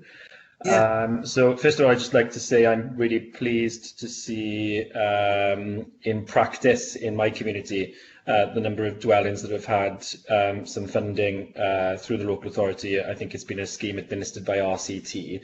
I know a couple of constituents who benefited from that in a property that's been vacant for 6 months, and they brought that back into use. So that's really pleasing to see, and good to see that continuing going forward. On the indicator, percentage of people presenting as homeless or potentially homeless for whom the local authority has a final legal duty to secure suitable accommodation. Am I right in thinking that I would suggest that we add a caveat there, and is successful in doing so? Otherwise, the 30% almost seems as if we want people to be presenting as homeless. I'm guessing that the 30% is a figure of those that we are successful in finding suitable accommodation for. And directly linked to that, the number of additional dwellings created as a result of bringing properties back into empty use. So obviously we were off to a good start in 1920 with 20 properties, down to 5. And forgive me, I think we don't seem to be setting overly ambitious targets with 7 for next year. For me, the idea of tackling homelessness, which really reached a peak in this pandemic, and I think has changed the mindset of many, including politicians. The two go hand in hand. The idea of bringing properties back into back from empty use into proper use goes hand in hand with preventing homelessness. You know, people need properties in which to live. So I'd be interested as to why to learn as to why that target is so low. I know for a fact in my own patch here in my stake there are at least well, I dread to imagine how many properties there actually are, but anybody that spends even a small amount of time in my stake will know of one in particular just outside of the town centre. It's absolutely horrific. It's been ongoing for quite some time, and it's those sorts of properties that really need to be brought back into use if we are to be true to the indicators above that, which is tackling homelessness and finding suitable accommodation for residents. Thank you, Chair. Oh, thank you, Councillor Penhill-Thomas. Who would like to respond? Chair, I'll start if I could. Yes, certainly. Thank you. For the purposes of the recording, Jill Lewis, Chief Officer Finance, Performance and Change. Thank you for the question, Councillor Thompson. I may have to come back to you with a fuller answer, but you will know that it's a little bit more nuanced than just simply taking an empty property and undoubtedly it will contribute to housing some of our residents, but it is a little bit more complex than that, as you know, because we can't necessarily dictate to private owners what they then do with the property. So what we've done is we've got a number of different planks to this. We've obviously been complying with the new guidelines in terms of temporary accommodation, and we've stabilised at the moment at about 150, I would say, families who are housed in temporary accommodation. That isn't going to last forever because, as you know, we've had to utilise a whole variety of accommodation to do that. At the same time, we've had extensive discussions. I know some of you would have been on the recovery panel, and I know there were some comments made about our relationships with the housing associations as partners early on in the pandemic. But I'm pleased to say that those are very much improved, and we now have a joint housing protocol whereby we can work to house as many homeless as possible. But I'm sure you will understand that there's a whole spectrum of those that are homeless, and sometimes some of our families are quite difficult to place. And certainly some of our individuals. So there will be a whole spectrum of those that we are able to accommodate through our housing association. And then at the same time, we put forward a whole raft of bids to get capital monies. They are still being in the process of being scrutinised by the Welsh Government. Now, in some ways, the local authority plays a conduit role here in some ways because we don't actually do them ourselves and we don't get the money, but we are part of the bid process to put forward properties that are suitable. and those are in the process of going through scrutiny. They would require planning permission. It's commercially sensitive, obviously, at this point in time, but we were fairly successful in getting the first hurdle in terms of the Welsh Government agreeing those. They've been scrutinised by the Welsh Government, very, very heavily scrutinised, and we should hear as those come on stream bit by bit, and obviously those will also contribute to this problem. But I wouldn't want you to think that that we'd solved it either. This is an ongoing problem. It's a huge pressure for those that are homeless and for the council in terms of the duty of care and also the financial resources needed to accommodate. But I just wanted to reassure you that we've got a number of different planks of attack on this, and doing as much as possible to get the first of all the temporary accommodation that's suitable, and more importantly permanent accommodation.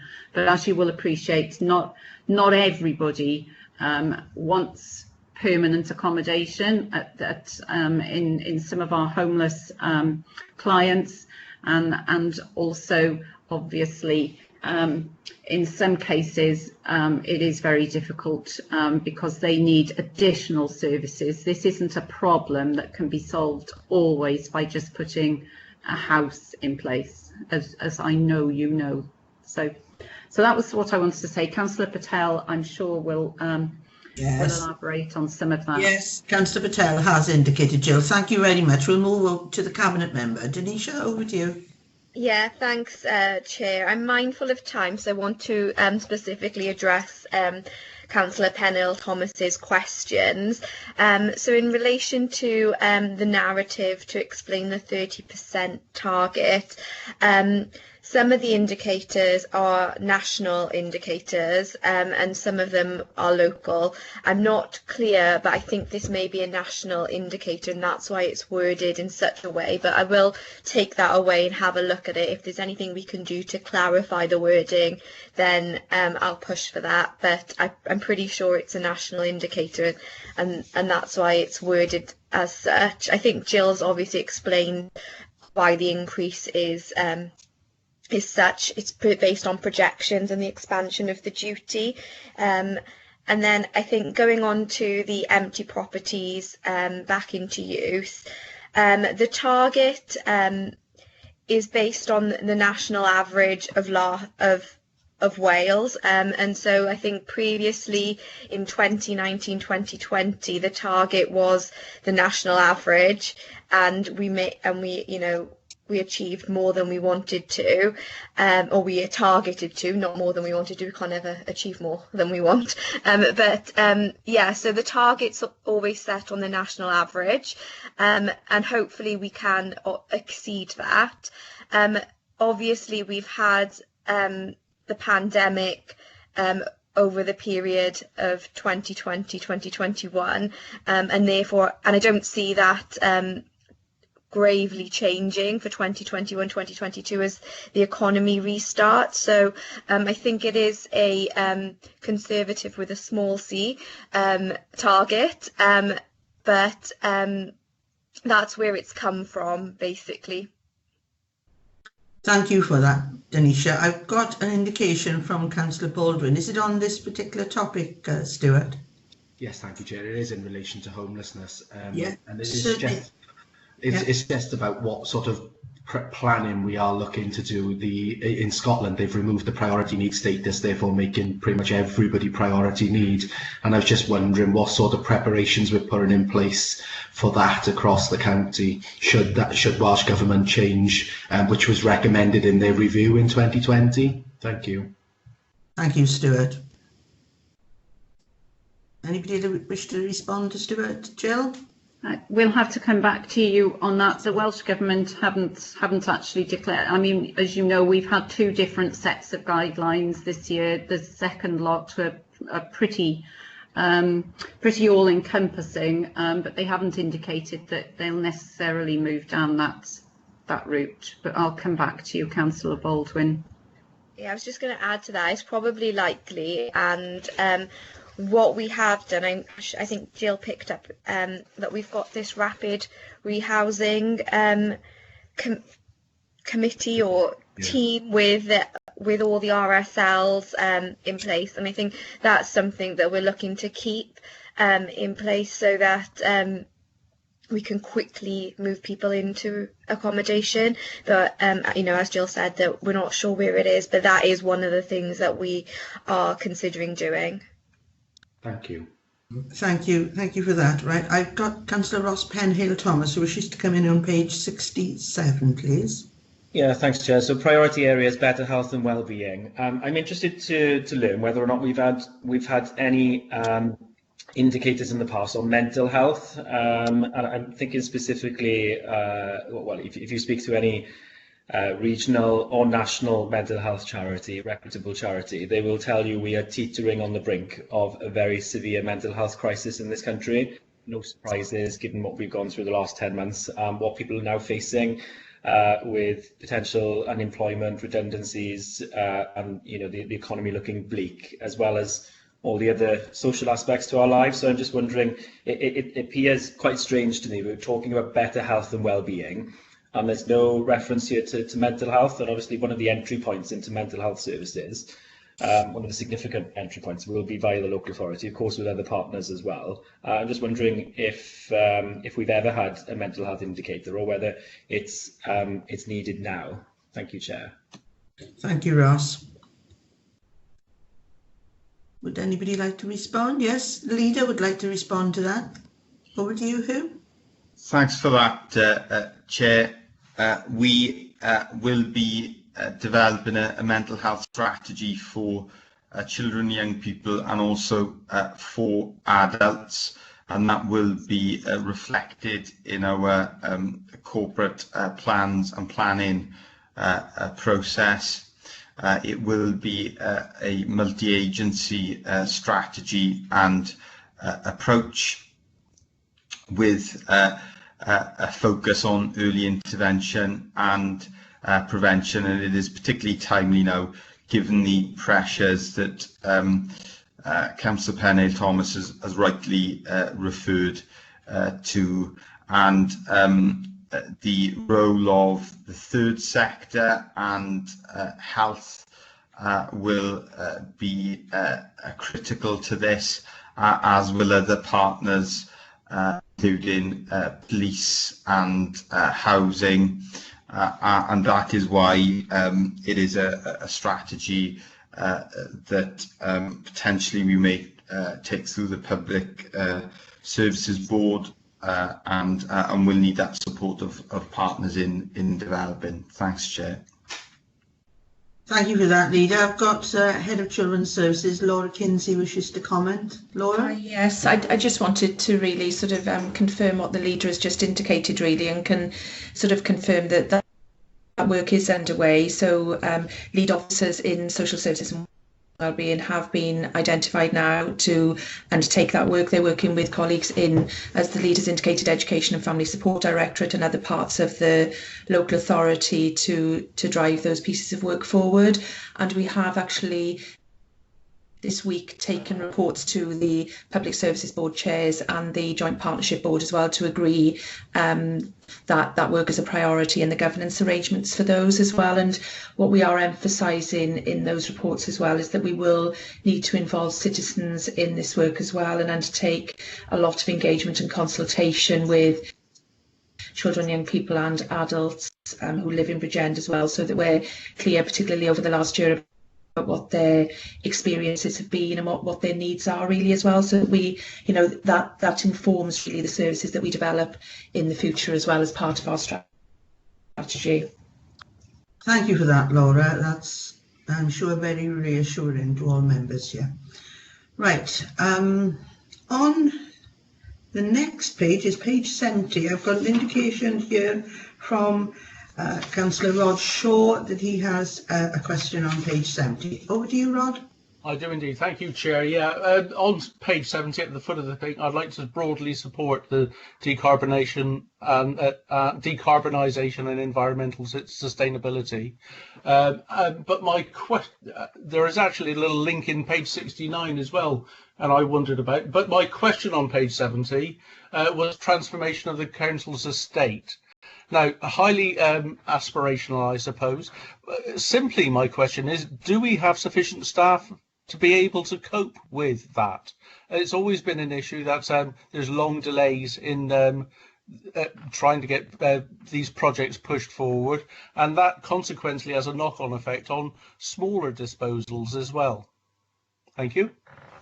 Thank you, Rod. Would anyone care to respond to Rod's query on, obviously, resource availability there?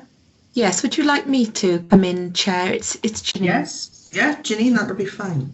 Hello, Councillor Shaw. Yeah, very good question, actually. A key part of our 2030 agenda really is about improving buildings and looking to reduce our net zero carbon. And that agenda will be a 10-year programme. And I think that what we need to do is to have some expedience here, in that we want to look to be progressing this agenda, but of course it has to be realistic as well. It has to be set against some of the backdrop of the resource we have available. But I think when we are looking at our buildings, improving the facilities within our buildings and including energy efficient PV panels and or energy efficient measures, what we must look to do is ensure we've got a partnership approach to this, and that it isn't just about our in-house resources delivering these initiatives, because I think you're right, we probably wouldn't have enough capacity then to do it with some expediency. So that's where we've got to look at a partnership approach to this, and also look at using experts in this field to come forward and assist us, especially with contracting out some of this work to move at pace, because whilst we're saying decarbonisation by 2030, that's within the next 10 years. It's an incredibly ambitious strategy to get to net zero carbon for the council, especially within its buildings. That's something that we're aiming to do. So I hope that provides some reassurance that we will progress it as effectively as we can, but we need to be realistic as well. Yeah, can I come back, Chair? Is that okay? Yes, certainly, Rod. Yeah, thank you, and thank you, Janine. It's yeah, that's very useful information. But there's two parts to the sentence almost. Part of it is disposing and releasing surplus land. Yeah. So in decarbonisation, my big query is 27% of emissions are produced by domestic dwellings, and this isn't addressing that at all. But this particular sentence on the top of the page says disposing or releasing surplus land and buildings. Now that whole process is really what I was referring to about the need for interdepartmental, if you like, collaboration and resources to be able to make that expedient. Oh, apologies, Councillor, I got the wrong end of the stick there.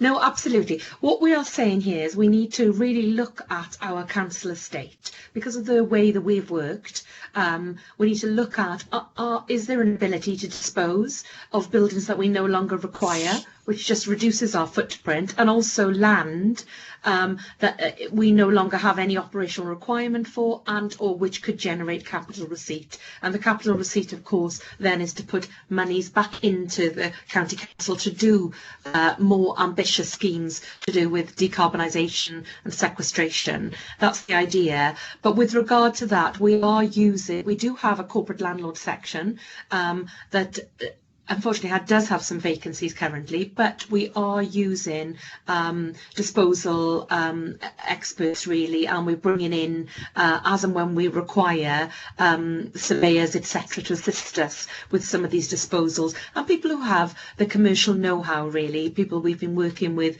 companies such as AJ Hales for disposals and Savills on particular projects, and I think that's right to do so, to bring in that expertise as and when we require it. And why we do that really is to ensure that we're getting best consideration for our land and our buildings that we want to dispose of. So we need to dispose of them responsibly and in the right way, and make sure we are using the resources as and when we have them. Thank you, Janine. Cabinet member would like to respond as well. Councillor Richard Young. Over to you, Richard. Yeah, thanks, Chair. There are 4 areas actually within this strategy that we're looking at. It's not only land and buildings, it's energy, it's transport, and it's also open spaces, obviously. With the energy, we're looking at identifying possible renewable energy schemes so that we can use those in our estated buildings. And of course, we are pursuing that at the moment with the Bridgend town heat network. And also looking at our buildings and land to see if we can use that land to offset our energy demands. For instance, we can be looking at using our land to plant trees, for instance, to offset the carbon footprint as well. So we're looking at smart metering right across our entire estate. With transport, we are looking at the possibilities of electrifying or using hydrogen to fuel our current fleet, rapid expansion of community electric charging. If we want to see carbon reduction with electrical vehicles, then we've got to look at what we need to do to put that infrastructure in. And of course, look at our possibilities for using electric transport for home to school or social care uses. So it's a huge strategy. It's a massive challenge that we're undertaking in this, but it is, excuse me, all-encompassing, and we are leaving no stone unturned, because at the end of the day, the county borough is a leader of the community, and we should be leading ourselves on the climate change agenda. Thank you for that, Richard. I've had an indication from Councillor Stuart Baldwin. Is it on this page, on page 70? Chair, it's just in relation to best consideration, and obviously I fully accept the MTFS situations where we're looking to achieve a particular cashable sum to be able to reinvest in services. But at some point I do wonder whether we need to consider best price against best value, because the best value might be a community outcome or a further impact that isn't necessarily just about the money that is reinvested. And this is something that we need to adopt in discussions with health as well. You know, when health are disposing of their land and we get in housing associations purchasing that land at a value, our social housing grant that we are spending on the purchase of that land doesn't go as far because of the value that they're asking for it. So it's obviously just making sure that within the back of our mind, when we're talking about social procurement and building in community benefit clauses, that we also consider the best consideration being around the value and a sort of an impact assessment of what that can deliver, rather than just being a cashable amount. Thank you. Okay, thank you. I'm going to go to the Chief to respond on this, Mark. Yes, thank you, Chair. Just to say, Councillor Baldwin, I agree with you, and also to reassure you that to an extent that is already happening. I mean, I think contrary to popular view, it isn't always just about getting the maximum cash. It is about recognising social impact. It is also sometimes about design, community impact, and those are considerations we already take into account in some of our disposals. Clearly there are parameters in which we have to do that, because we do have to demonstrate that we've considered all these matters thoroughly. But just to reassure you, I think we would be with you wholly, really. There is sometimes a lot more value, if you take a broad holistic view of value, in taking slightly lower price if we can see some of those wider benefits. Thank you for that, Mark. I've also had an indication from Janine, the Corporate Director. Do you wish to add to that, Janine? Yes, please, if I may. I think just to add to what Mark is saying, we have to take best consideration by law, I'm afraid, as part of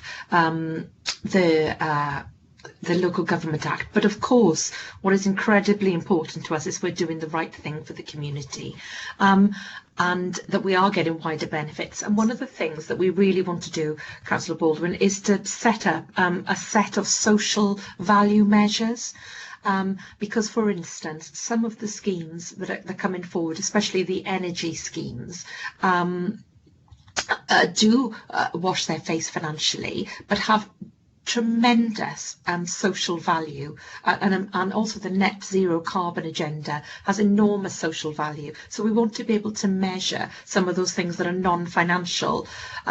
What is the carbon footprint? What's the carbon reduction? How many jobs have been created? If it's open space, what's the well-being effect of spaces we create? And those things aren't financial, but are just as important to measure going forward. And there's quite a bit of work going on currently in Wales and the UK around measuring social value, and that's something we want to do as part of our 2030 decarbonisation agenda, and we'd like to come and report back to Council and Cabinet on that, because those non-financial pieces are, you know, vitally important, and as for us as important as some of the financial benefits we drive.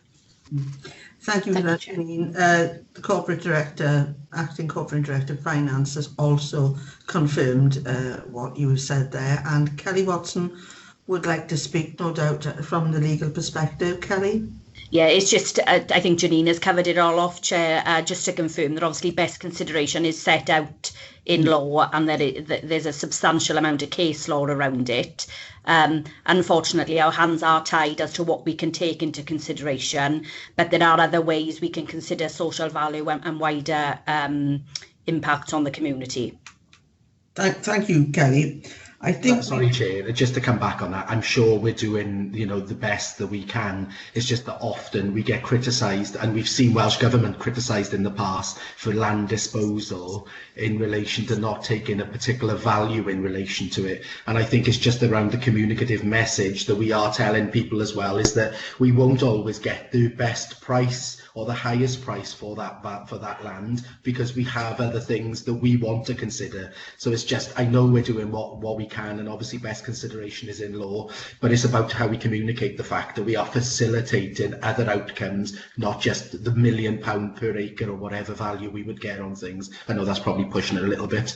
Thank you.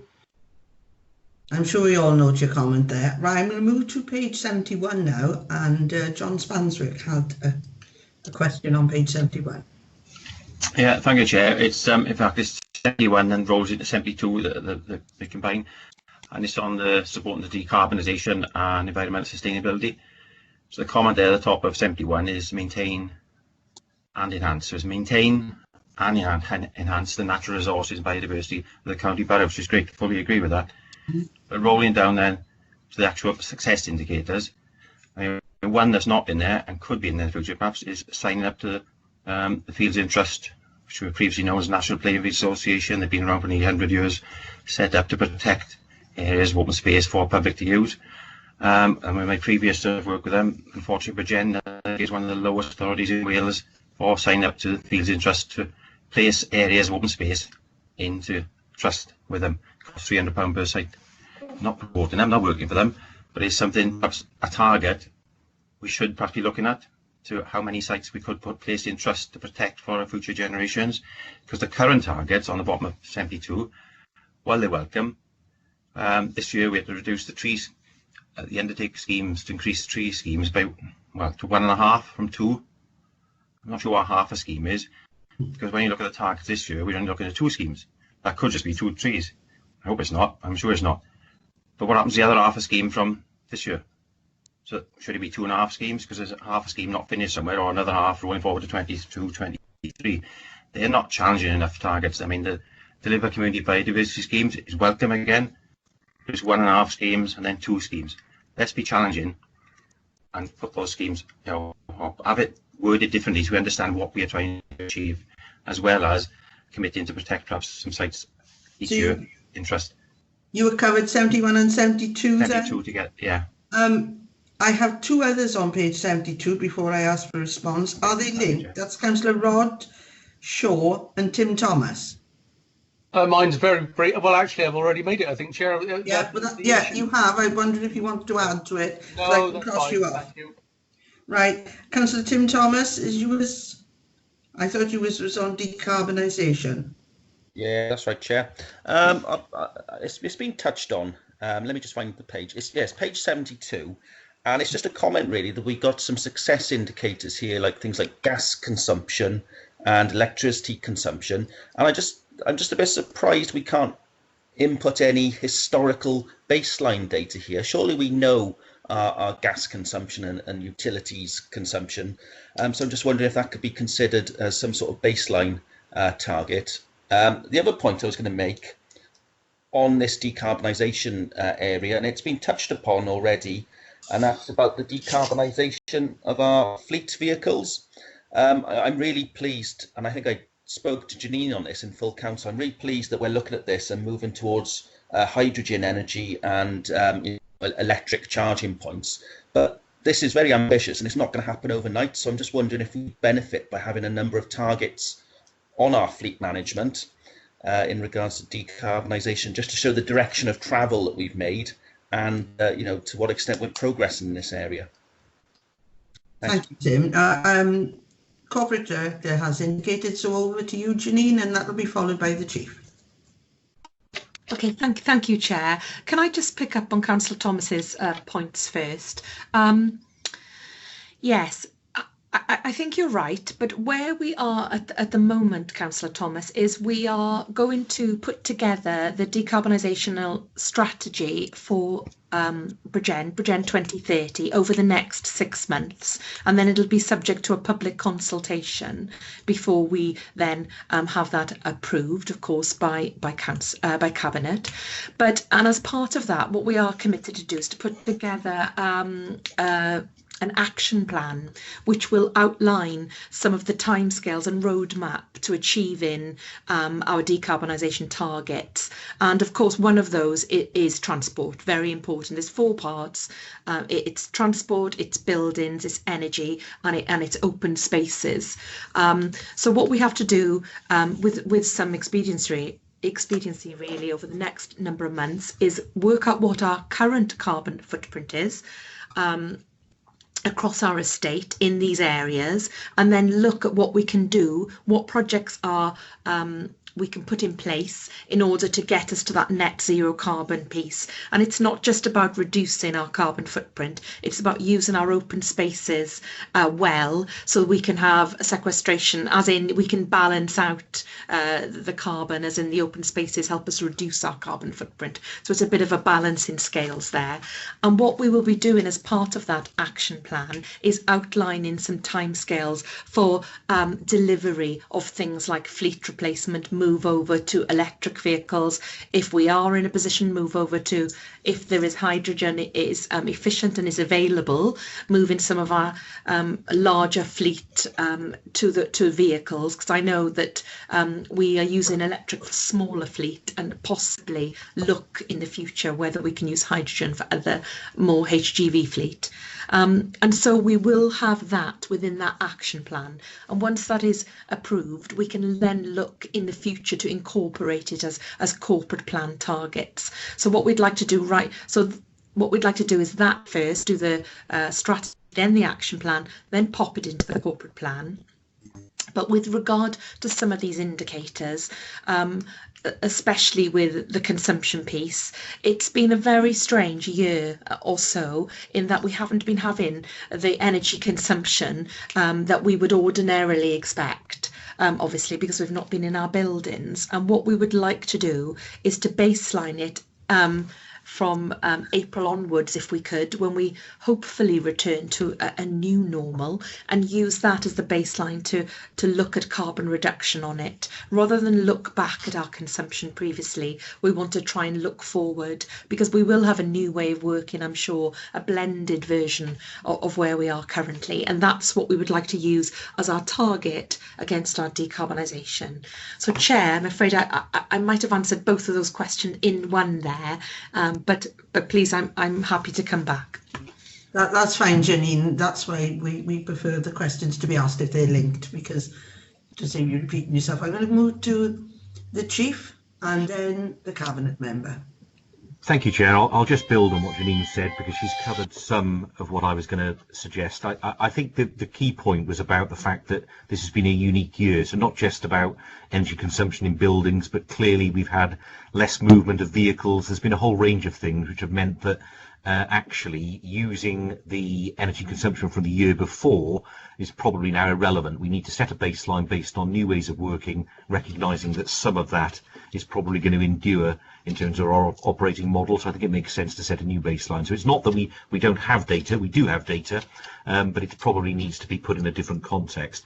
The other point, I'm just going to come back to Councillor Spanswick's point really about fields in trust. Now, fields in trust may or may not be the best way of doing this. We need to explore that more, but I just wanted to reassure you of our long-term ambition about green space, but also just remind all members really that one of the challenges, and I think Jill alluded to this, one of the challenges in setting this year's corporate plan is I make no apologies for the fact that our main priorities remain around public health and the pandemic.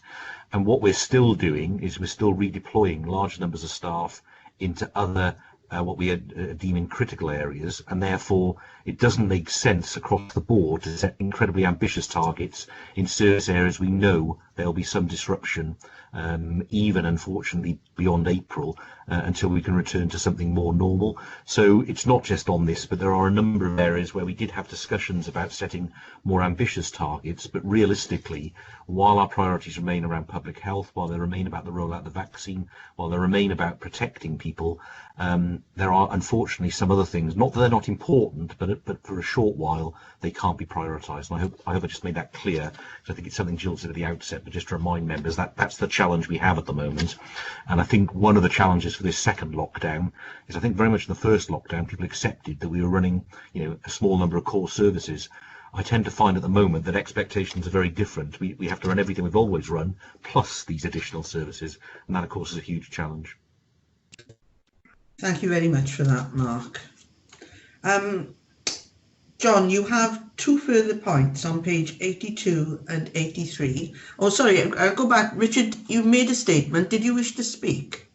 No, it was just a point I was pointing out as to where we were with the strategy at the moment is the fact that we are being hampered at the moment by COVID, especially when we are looking at our buildings. Right. So I'm just saying that where we are at the moment, we need to do the benchmarking, so that will feed into our action plan, which eventually will become the information that we'll be using for our targets.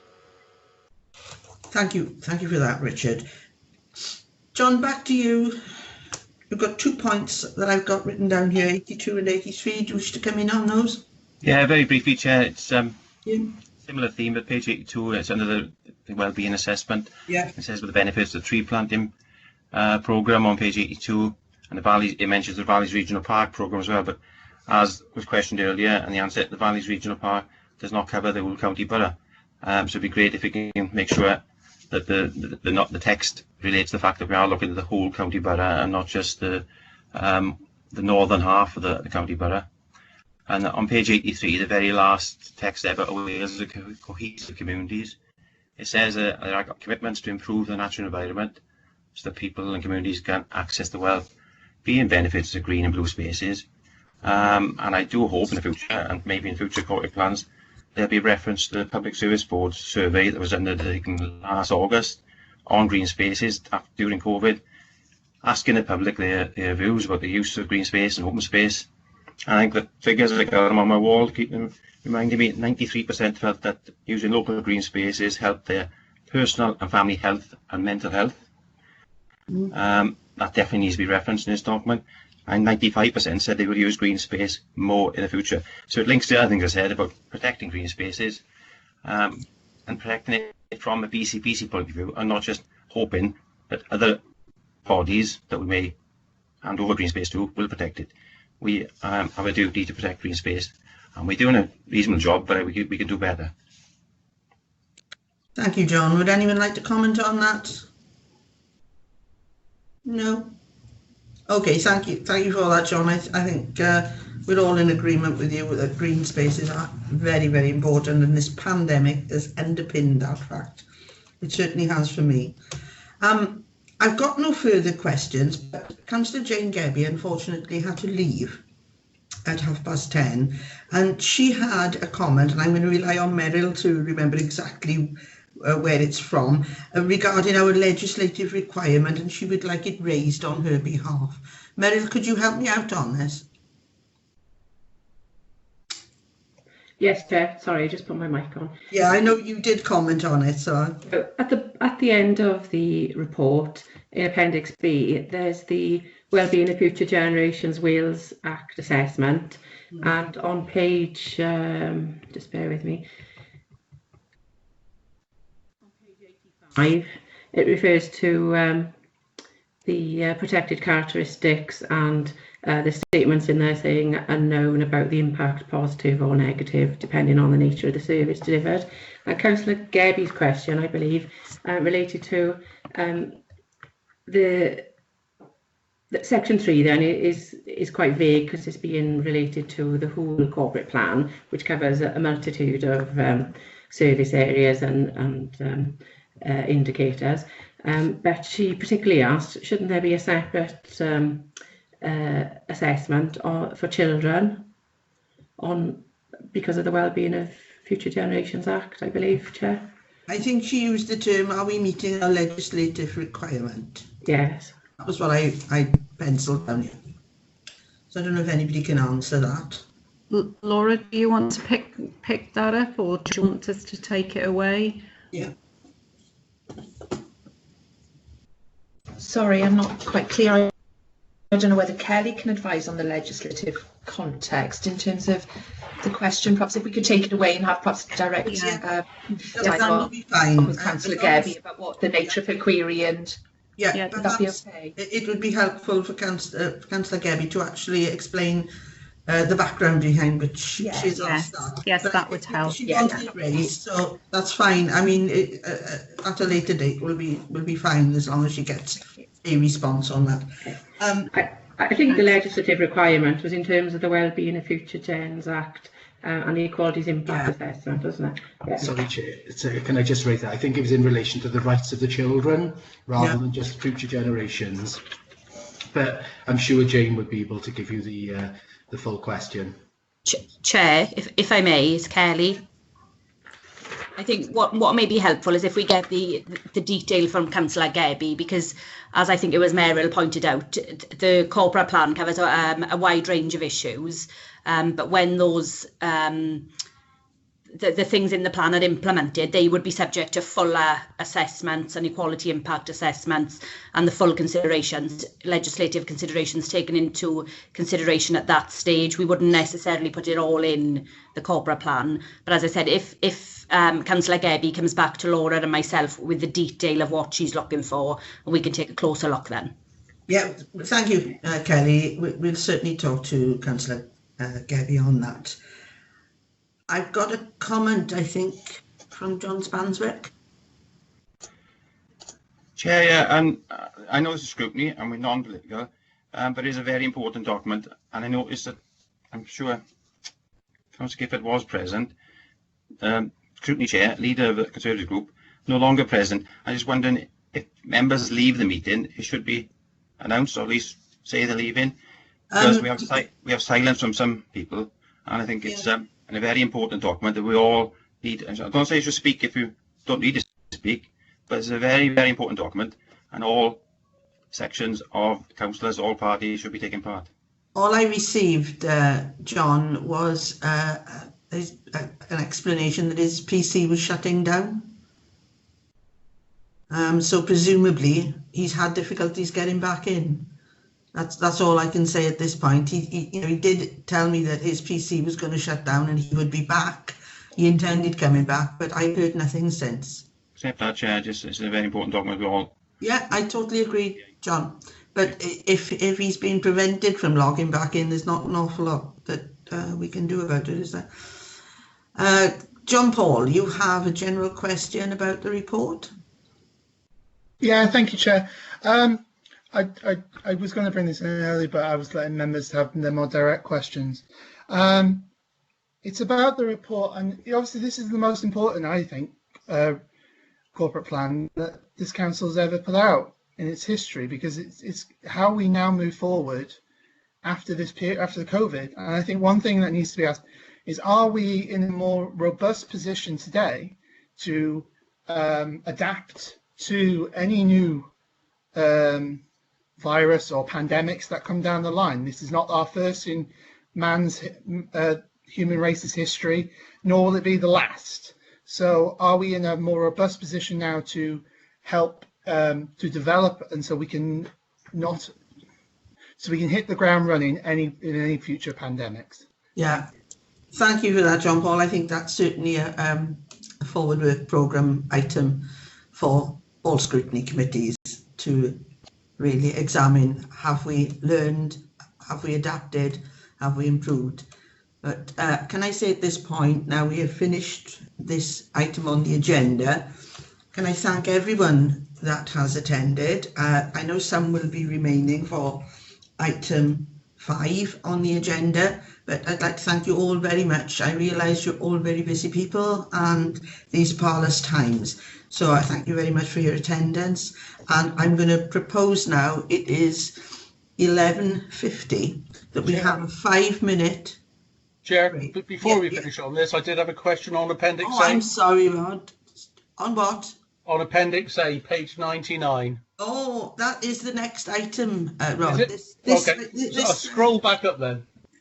This only goes up to page 86. Right, okay. That's okay. So I got you down for that question. All right. It's in front of me. I haven't missed you. Thank you, Chair. There we are. So, right, 11:50, 5 minutes, everyone, and return, grab a drink, whatever you need to do, and come back. I do realise that some of us have been here now for nearly 3 hours, so they probably need to, if nothing else, just to stretch their legs. Okay. Thank you, Chair. Thank you, Chair. Happy New Year, Chair. I won't be coming. Once everyone is back, we'll kick off. Cheryl, can I ask you a question? It's got nothing to do with this. We can resume. So we're now on agenda item 5, and I believe the Chief Officer, Performance, Finance and Change is going to present this report. Okay, thank you, Chair. For the purposes of the recording, Jill Lewis, Chief Officer, Finance, Performance and Change.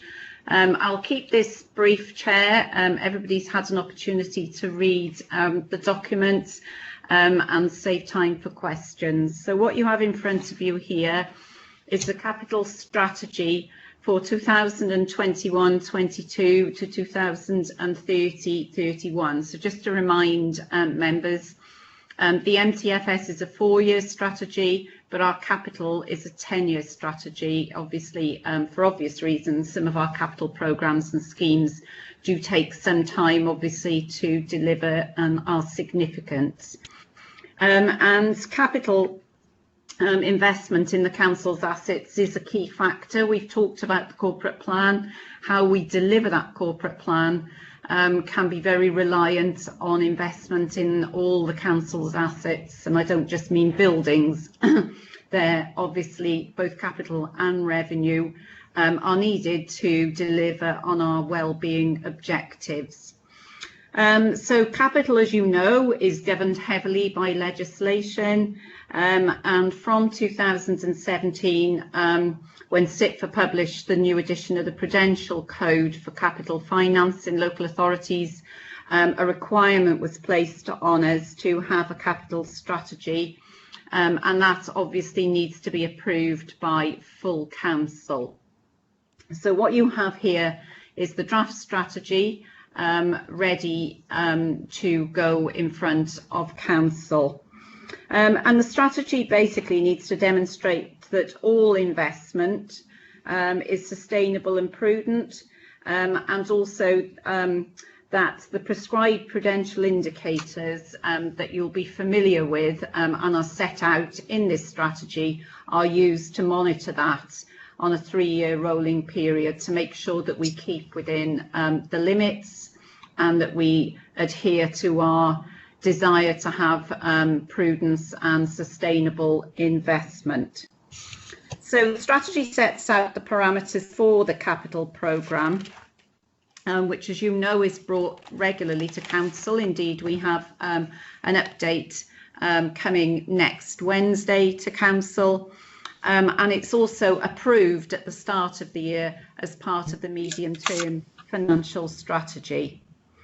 The overarching principles are set out in paragraph 4.3 of the covering report, where you can see We focus on the delivery of the wellbeing objectives and priorities, ensure that strong governance is in place over decision making, making sure that our capital plans are affordable, sustainable and prudent, and maximising and promoting the best use of available funds.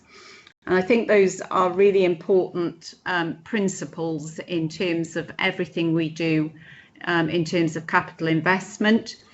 And the strategy sets out a framework, but it all sets out in detail the following areas: capital expenditure and investment plans, the prudential indicators that I've referred to, external debt and treasury management. And obviously you get separate reports, as you know, on treasury management as part of the capital strategy.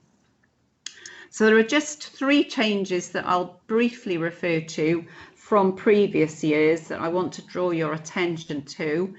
Accounting, these are at 451, accounting for leases. You'll recall that we raised this previously, that there was likely to be a change in the accounting for leases as a result of the pandemic. The implementation of that change has been delayed to 22-23, and the impact of those changes is obviously still under review. So we'll be bringing something back to you in terms of the change in accounting for leases. This is perhaps quite a significant one at 452. Some of you may have picked this up from the media. Borrowing for commercial activities, and as you will know, we're very, very careful about our commercial opportunities. And purchasing things perhaps that some councils may have gone into, such as you know, hotels and shopping centres, etc., for commercial gain. The PWLB, the Public Works Loans Board, where we borrow the majority of our money, have put what I would call a moratorium really on borrowing for commercial activities. And that's set out very clearly in 3.4 of the strategy. And I would encourage you to look at that because it does place a huge constraint on myself as the Section 151 officer and yourselves. I have to confirm that I have no intention to buy investment assets which would be used primarily for yields, and therefore we've got to be very careful. I know that from time to time we've had discussions at council about could we be more commercial, more entrepreneurial. We cannot borrow for that purpose any longer. We didn't actually do it anyhow in Bridgend, but I have to state very clearly, and there isn't any way around that. So we can't just say, well, we'll use a capital receipt for that and we'll borrow for something else. It's all the capital programme, and we would be prevented from borrowing for any capital scheme from there on in if we didn't comply with that. So that is a real change, and it is really because I think some councils have caught a cold on some of these things, and therefore constraints have been put in place. And then at 453, the recommendations from internal audit, you'll be familiar with these. There's been discussion about feasibility and indeed a post-project evaluation to learn from best practice, and we've added that now to the capital strategy, which hopefully will help in terms of some of the questions that I know have been raised at council. So the financial information and the prudential indicators will obviously be updated in advance of Cabinet and Council in February. But that was all really I wanted to draw your attention to, Chair. I'm happy to take any questions, and I've got Nigel Smith, who is the expert on this, with me to take any questions. Thank you very much for that, Jill. The first person that has indicated was Councillor Shaw, who indicated at page 99 he has a question. So over to you, Rod. Oh, thank you, Chair. Yes, I do indeed. And it is page 99. I've got to find it again now. So on page 99, it mentions the wonderful document called HAMP, yeah, which is the Highways Asset Management Plan. And it mentions that this is a living document subject to continual review and development. I checked this out on the BCBC website, and unfortunately that document, the one on the website, says published in September 2007. So if it is living, it's not very well. Is there an update, and should that be put on the website? I'd quite like to see a copy, actually. Thank you.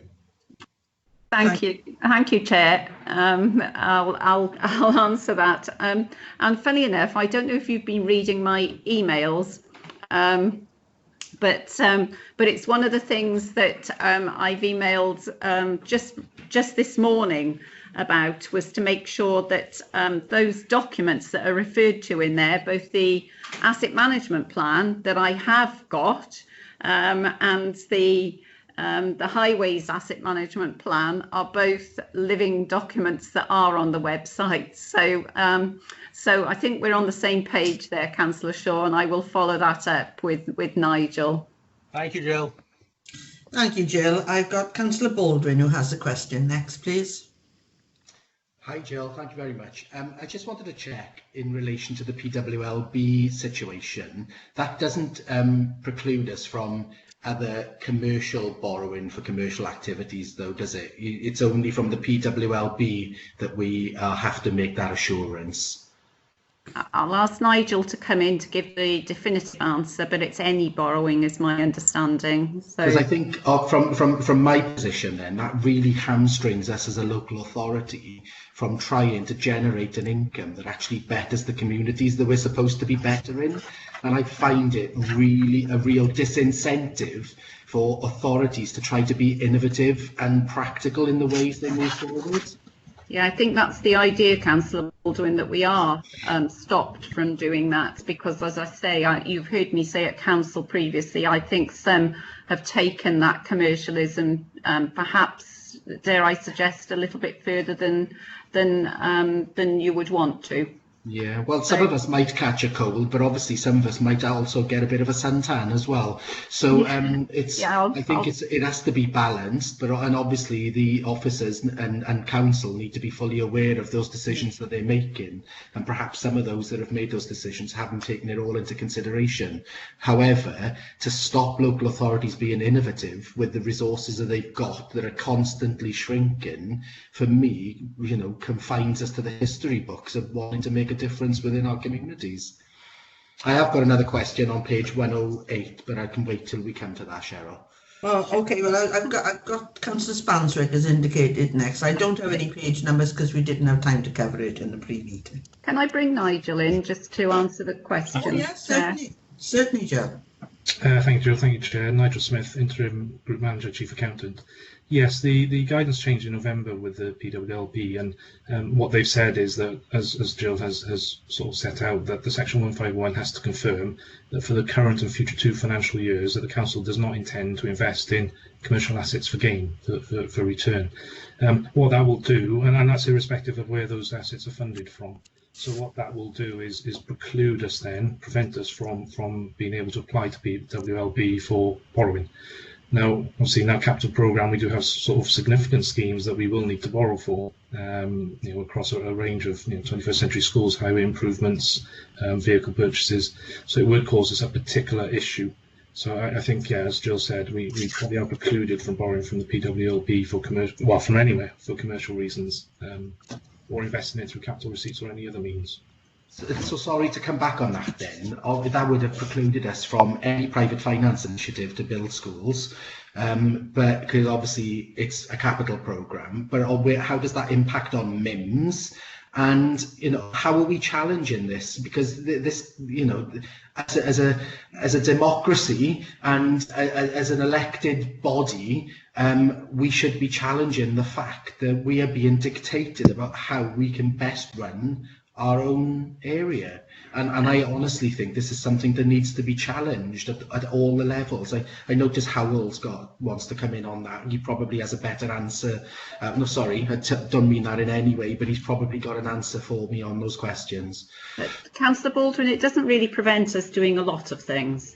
I have to say that the majority of things, even the Bridgend Heat Network, that's one of the reports that's going forward to Cabinet next week, is in the first phase is being able to be classified as regeneration.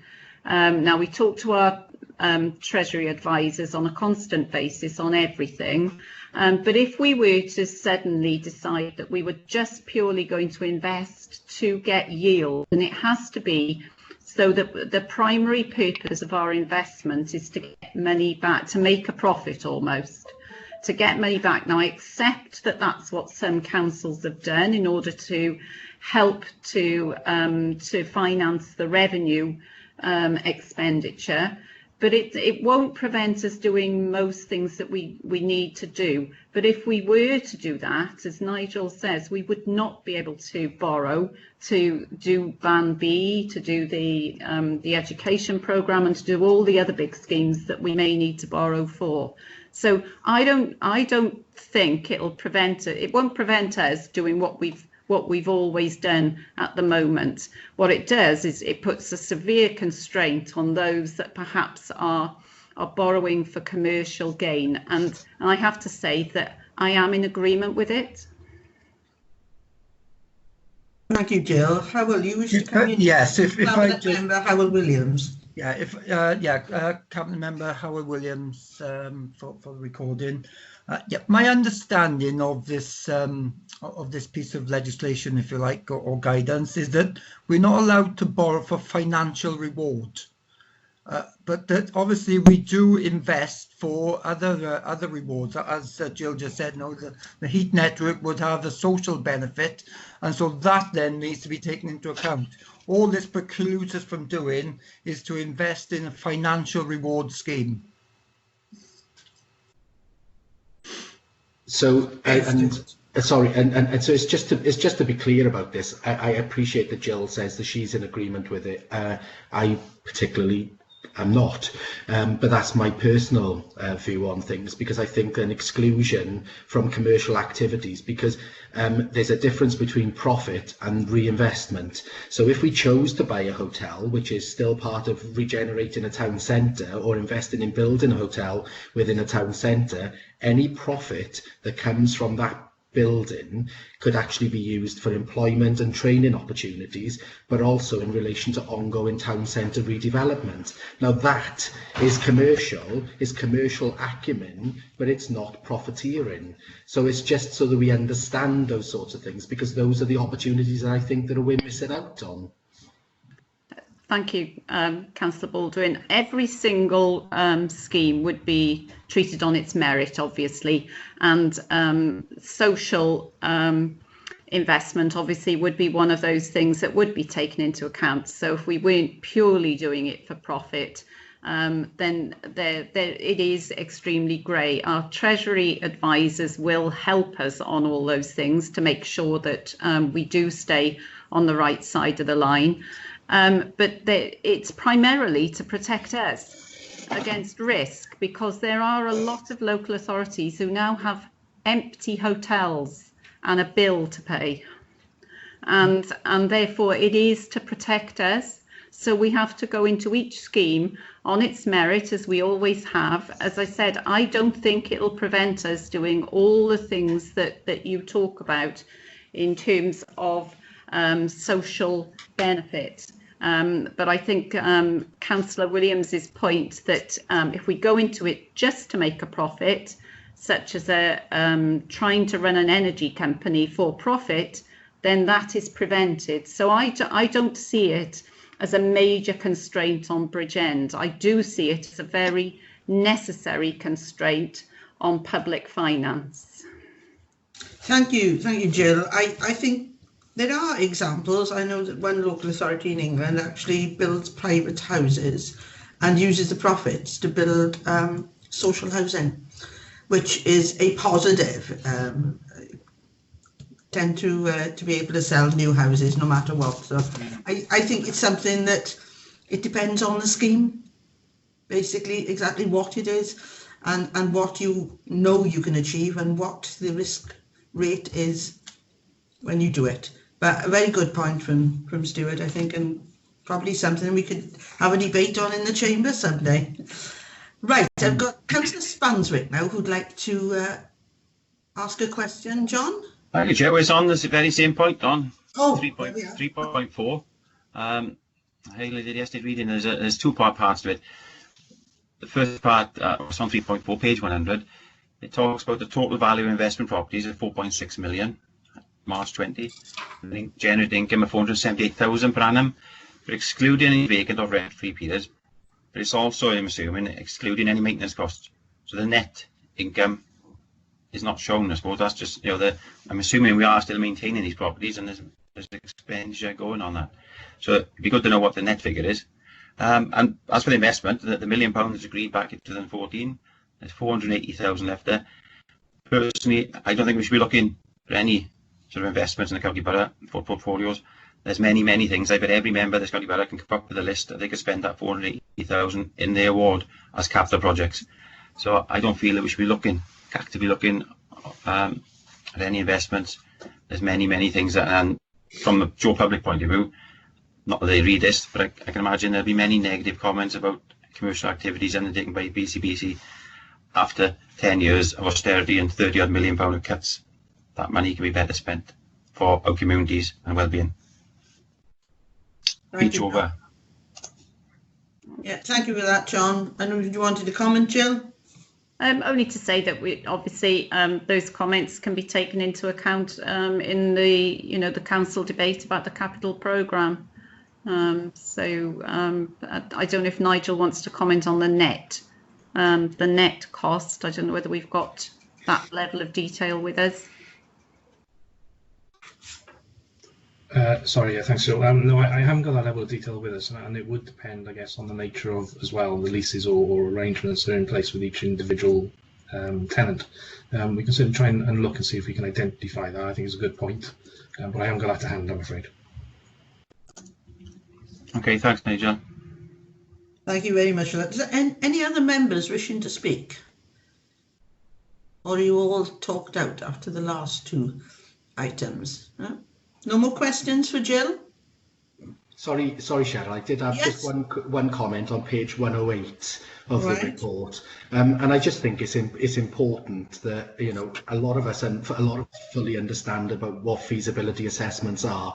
I just think that we need to be a little bit, it comes back to my use of language again, where we just talk about feasibility to understand how successful the project will be. I think we need people that understand if they're reading these documents, is that sometimes a feasibility study is to show how unsuccessful projects will be as well. So we just need to make sure that the word when we're talking about feasibility assessments, and in particular this comes in relation to some of the misunderstanding perhaps that happened in Brackler around the fact that a feasibility study doesn't mean that something is definitely going ahead. We have to make sure that people understand that we don't know the situation, and that's why a feasibility assessment is undertaken. So I would just like to be a little bit more robust in that section, so that people understand that it's a could and also a may not. Thank you. Don't start me on that one. Thank you, Chair. I think that's a really important point made by Councillor Baldwin there, because it is normally seen as an issue about an overspend on a scheme, or was the feasibility for the scheme correct? But actually, I think that's a really, really important point, particularly with diminishing resources. Yeah, I take your point, yeah. Thank you for that, Stuart. Is there anyone else that wishes to speak? Yes, Councillor Rodshaw. Last one probably, Chair, but thank you very much anyway. I just wanted to say I agree actually with what Councillor Baldwin's saying, how valuable feasibility studies are, and don't forget the post-project evaluations. There's an awful lot of learning to be done from some projects particularly if we review some of the ones that have been done here. So both those are important elements. But other than that, I just want to say it's a very complex area, this report. And Jill, you've done your usual job of making it accessible and understandable. So thank you to you and your team. Thank you for that, Rod. No one else has indicated they have no more questions for the officers. Well, can I thank the invitees very much for a long session for some of you indeed, but thank you very much for facilitating this session, and Happy New Year to you all. Thank you, Chair. Okay. Thank you, Chair. All right, we'll move committee now. We'll obviously move to the recommendation of item 5, and first of all we'll go to Meryl to be updated on exactly what she has gleaned from this discussion. Thank you, Meryl.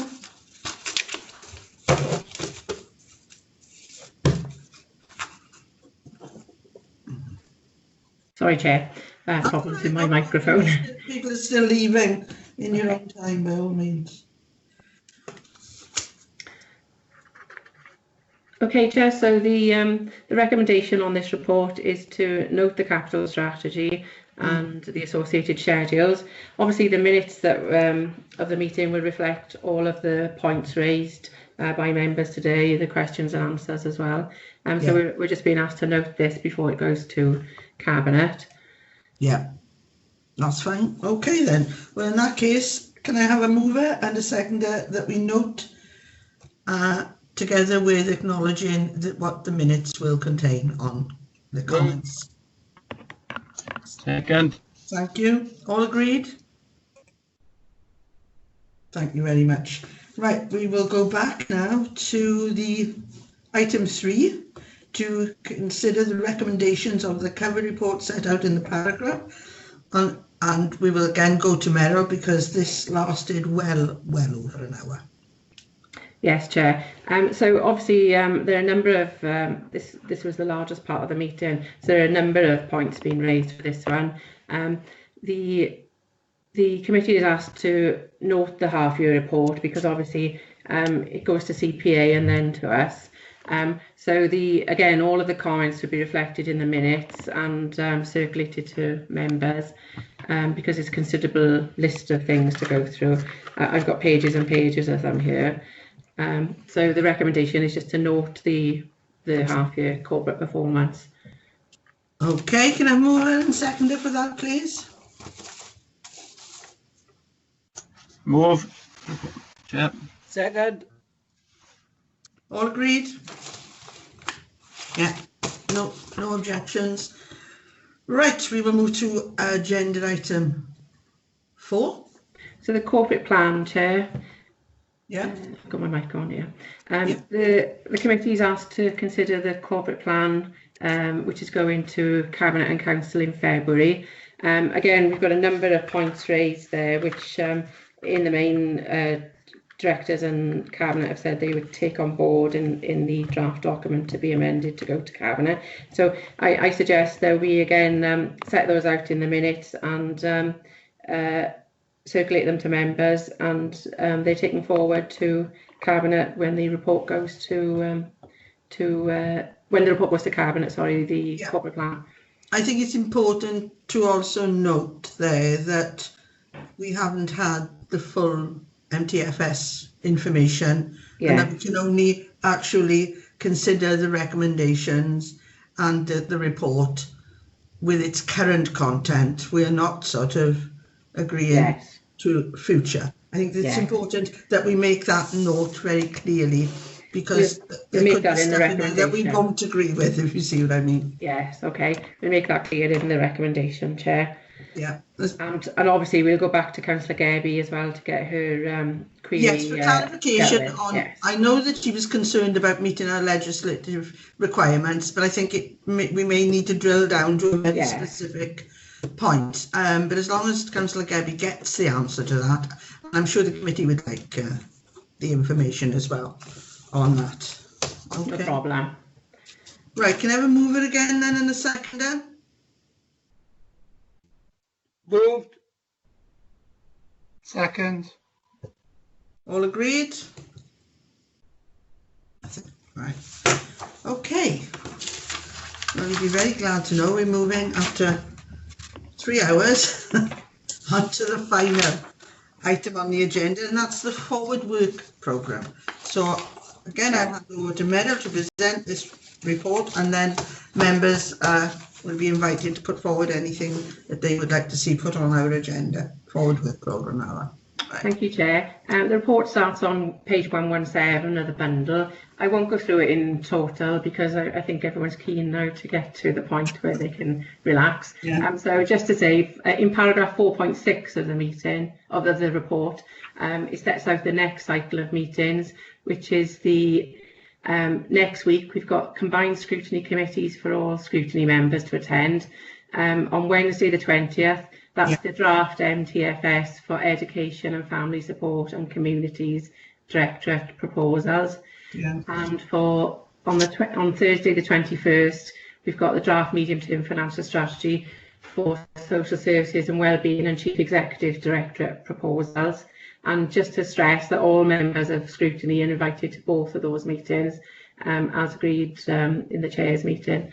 And we also got then on the 1st of Feb the meeting of Corporate Overview and Scrutiny Committee, where the feedback from those two meetings and the BREC report will be considered before they are sent to the Cabinet for consideration as part of the MTFS consultation. Yeah. The following cycle of meetings, we've got Corporate Overview and Scrutiny Committee on the 3rd of March, which will be looking at the budget for monitoring 2020 and 21 Q3 revenue forecast. And members will remember at the December round of Subject Overview and Scrutiny Committee meetings, corporate directors presented updates to committees, and SOC1 actually proposed a report upon blended hybrid remote learning to be included in the work programme for their next meeting after the MTFS, which actually came up today, didn't it, with Charles Smith saying about the CSC could have presentation to council as well meanwhile. SOC2 decided to wait until the outcome of the MTFS or today's performance report before nominating for the next item on the work programme. And SOC3 talked about having a further update from the corporate director communities when the vaccine programme was being delivered, with a focus on how things are taken forward post-pandemic in that directorate. They also agreed that the consideration of the MTFS and today's performance report could pause items to be looked at in the future meeting. So I think if I take you to the recommendation, I also wanted to mention the scrutiny member training and chairs training that took place, and that we'll be sending those resources out to everyone who's a scrutiny member, because it's useful for people who weren't able to attend to look at the training resources. The recommendations are to confirm the draft interim work programme in paragraph 4.6, and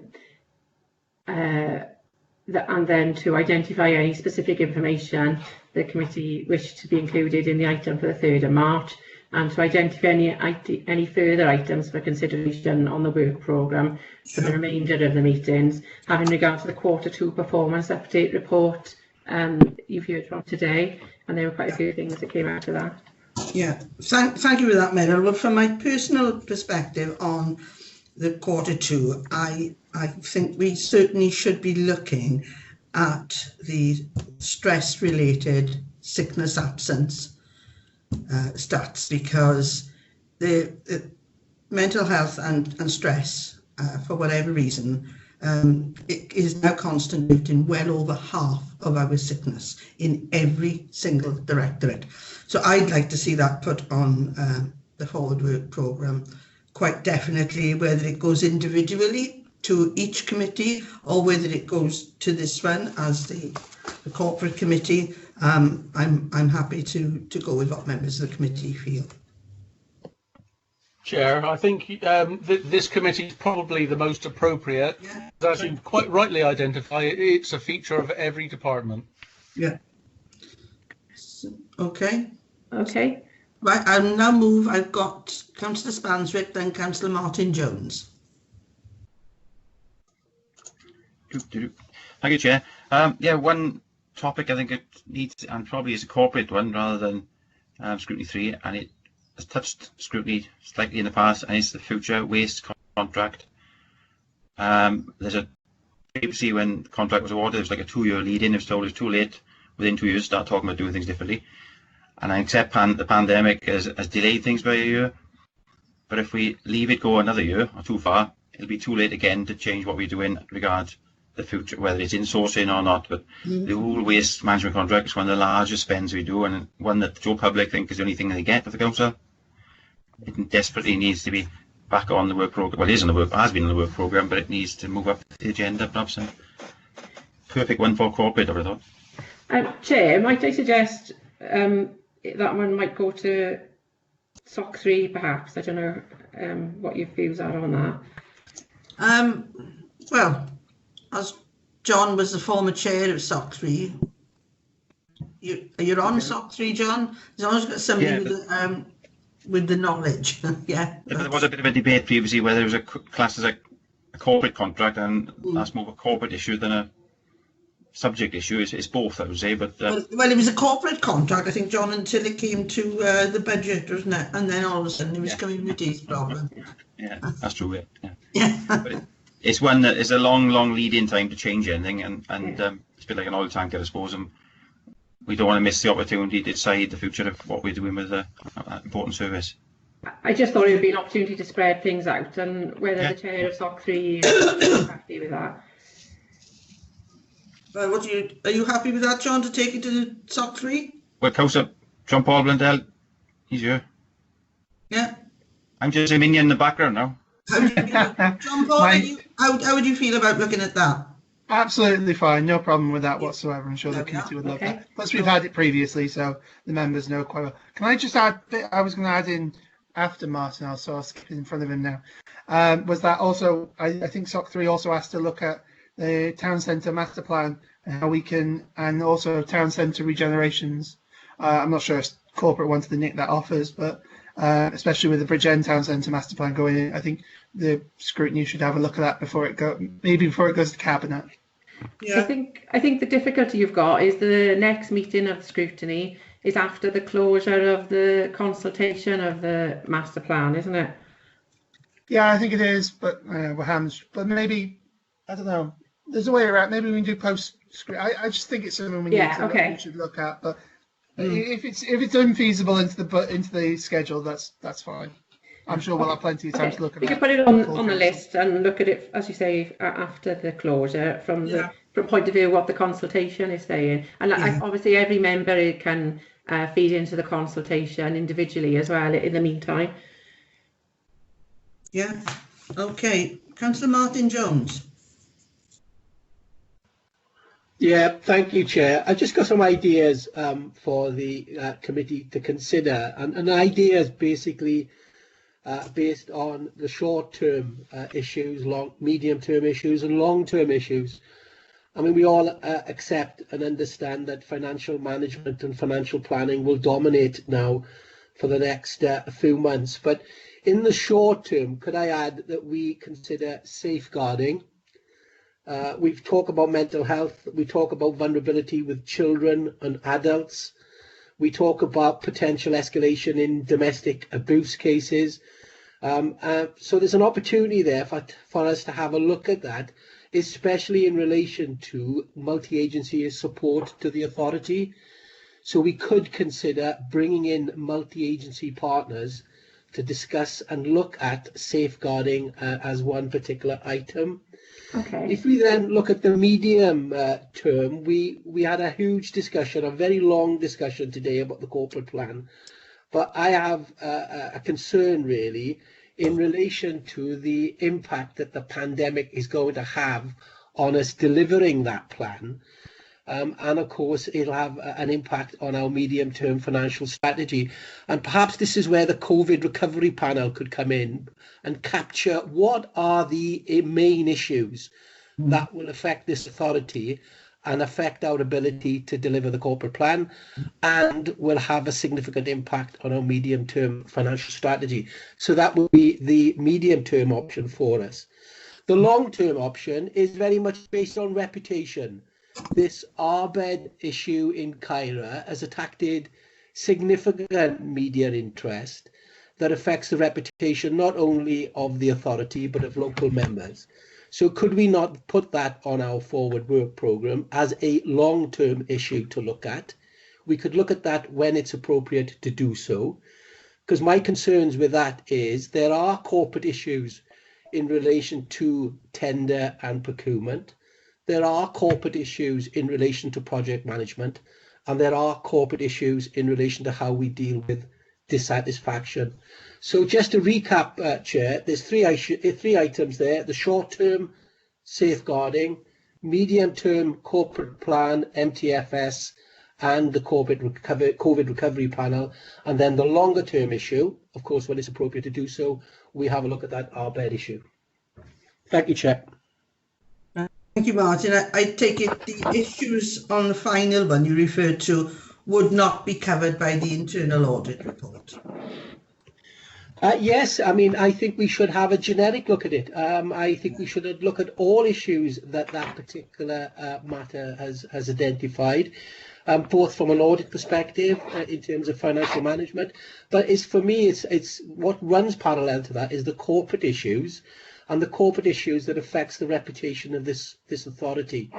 And of course, and I want to make this point very, very clear here, if I can, that we have a look at that when it's relevant and appropriate to do so, because of course we're all being aware that there is a legal process ongoing. Yes, I think you're quite right. This, you have to wait for the other legal processes to run their course, and I think I was just going to ask about the safeguarding one, then perhaps one for SOC 2. Yeah. Chair? Yeah, I think SOC 2, when Martin raised it, I thought it was very appropriate. Yeah. And then the second one, the medium term one, impact on the pandemic, I think perhaps corporate, do you think? Well, I think Martin referred to the panel, who would refer to back to corporate. Yeah. Back to corporate. Yeah. So I think that would be appropriate. So it wouldn't actually appear on our work programme as a thing to do, but to receive from them. Okay. So and the third one is a long term. Longer term. At the moment, we can't look at anything. No. And we can't look at that at the moment. So that gives us something on the agendas for 1, 2, and 3. Then, are we happy? Is everybody happy? I've just got some other things as well, Sharon. Okay.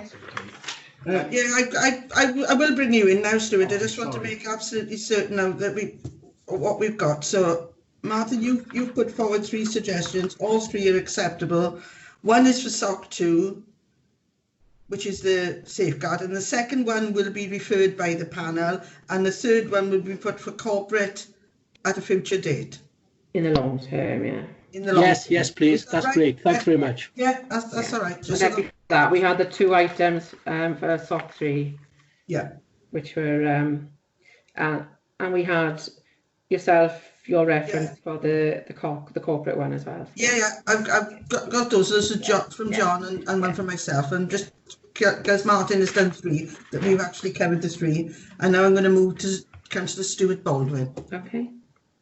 Thank you, Chair. I do think that from the Arbed situation that we need to be really careful, obviously because we do know that there is ongoing issues. But if we are looking at it from a reputational point of view, then we need to look at it from a corporate responsibility point of view, and not in relation to particular councillors, because of the fact that those individuals. I'm just trying to.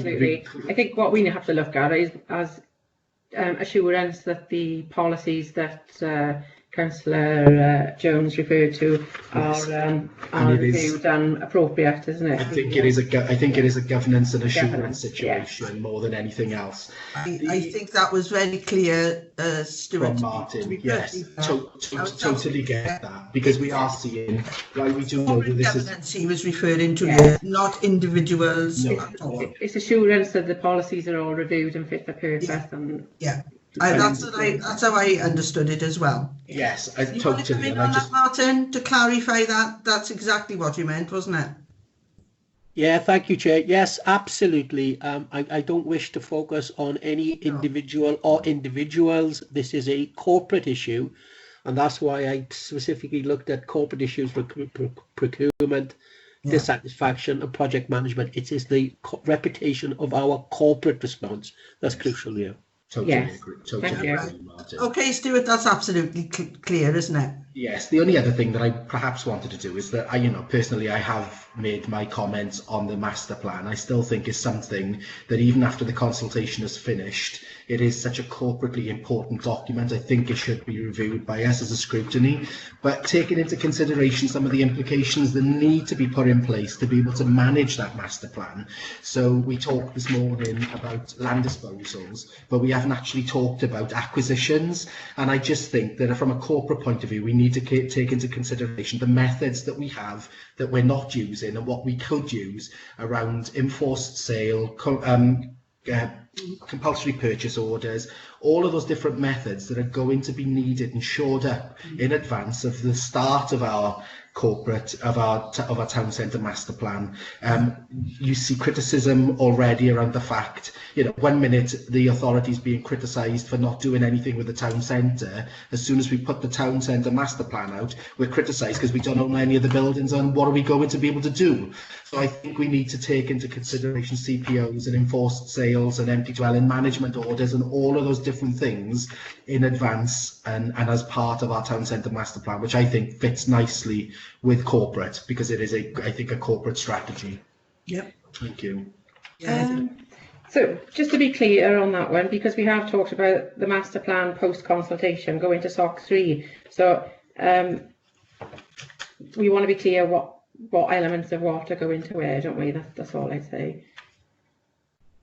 Totally. One's going to COSC and one's going to SOC 3. And totally get I don't mind. At the end of the day, this is a corporate strategy. I don't necessarily think that it could just be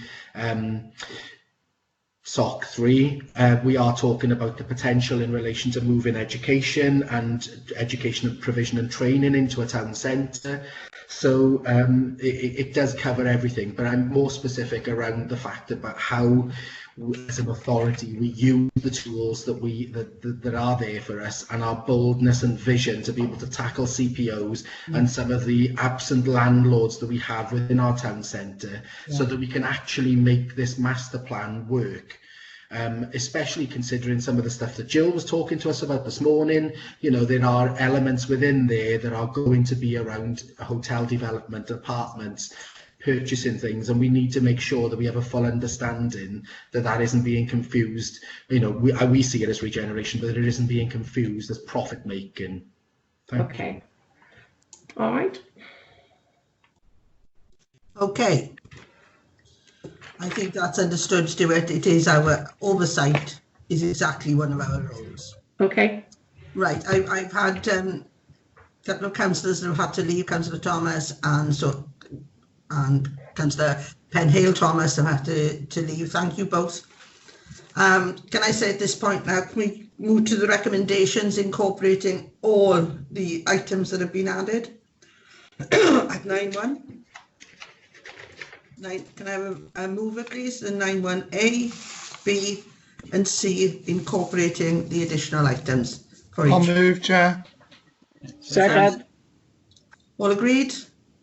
Aye. Right.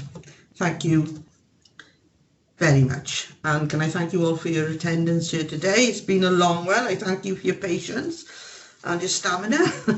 But we're not often this long on a meeting, but I think we've dealt with quite a lot of important things today. And,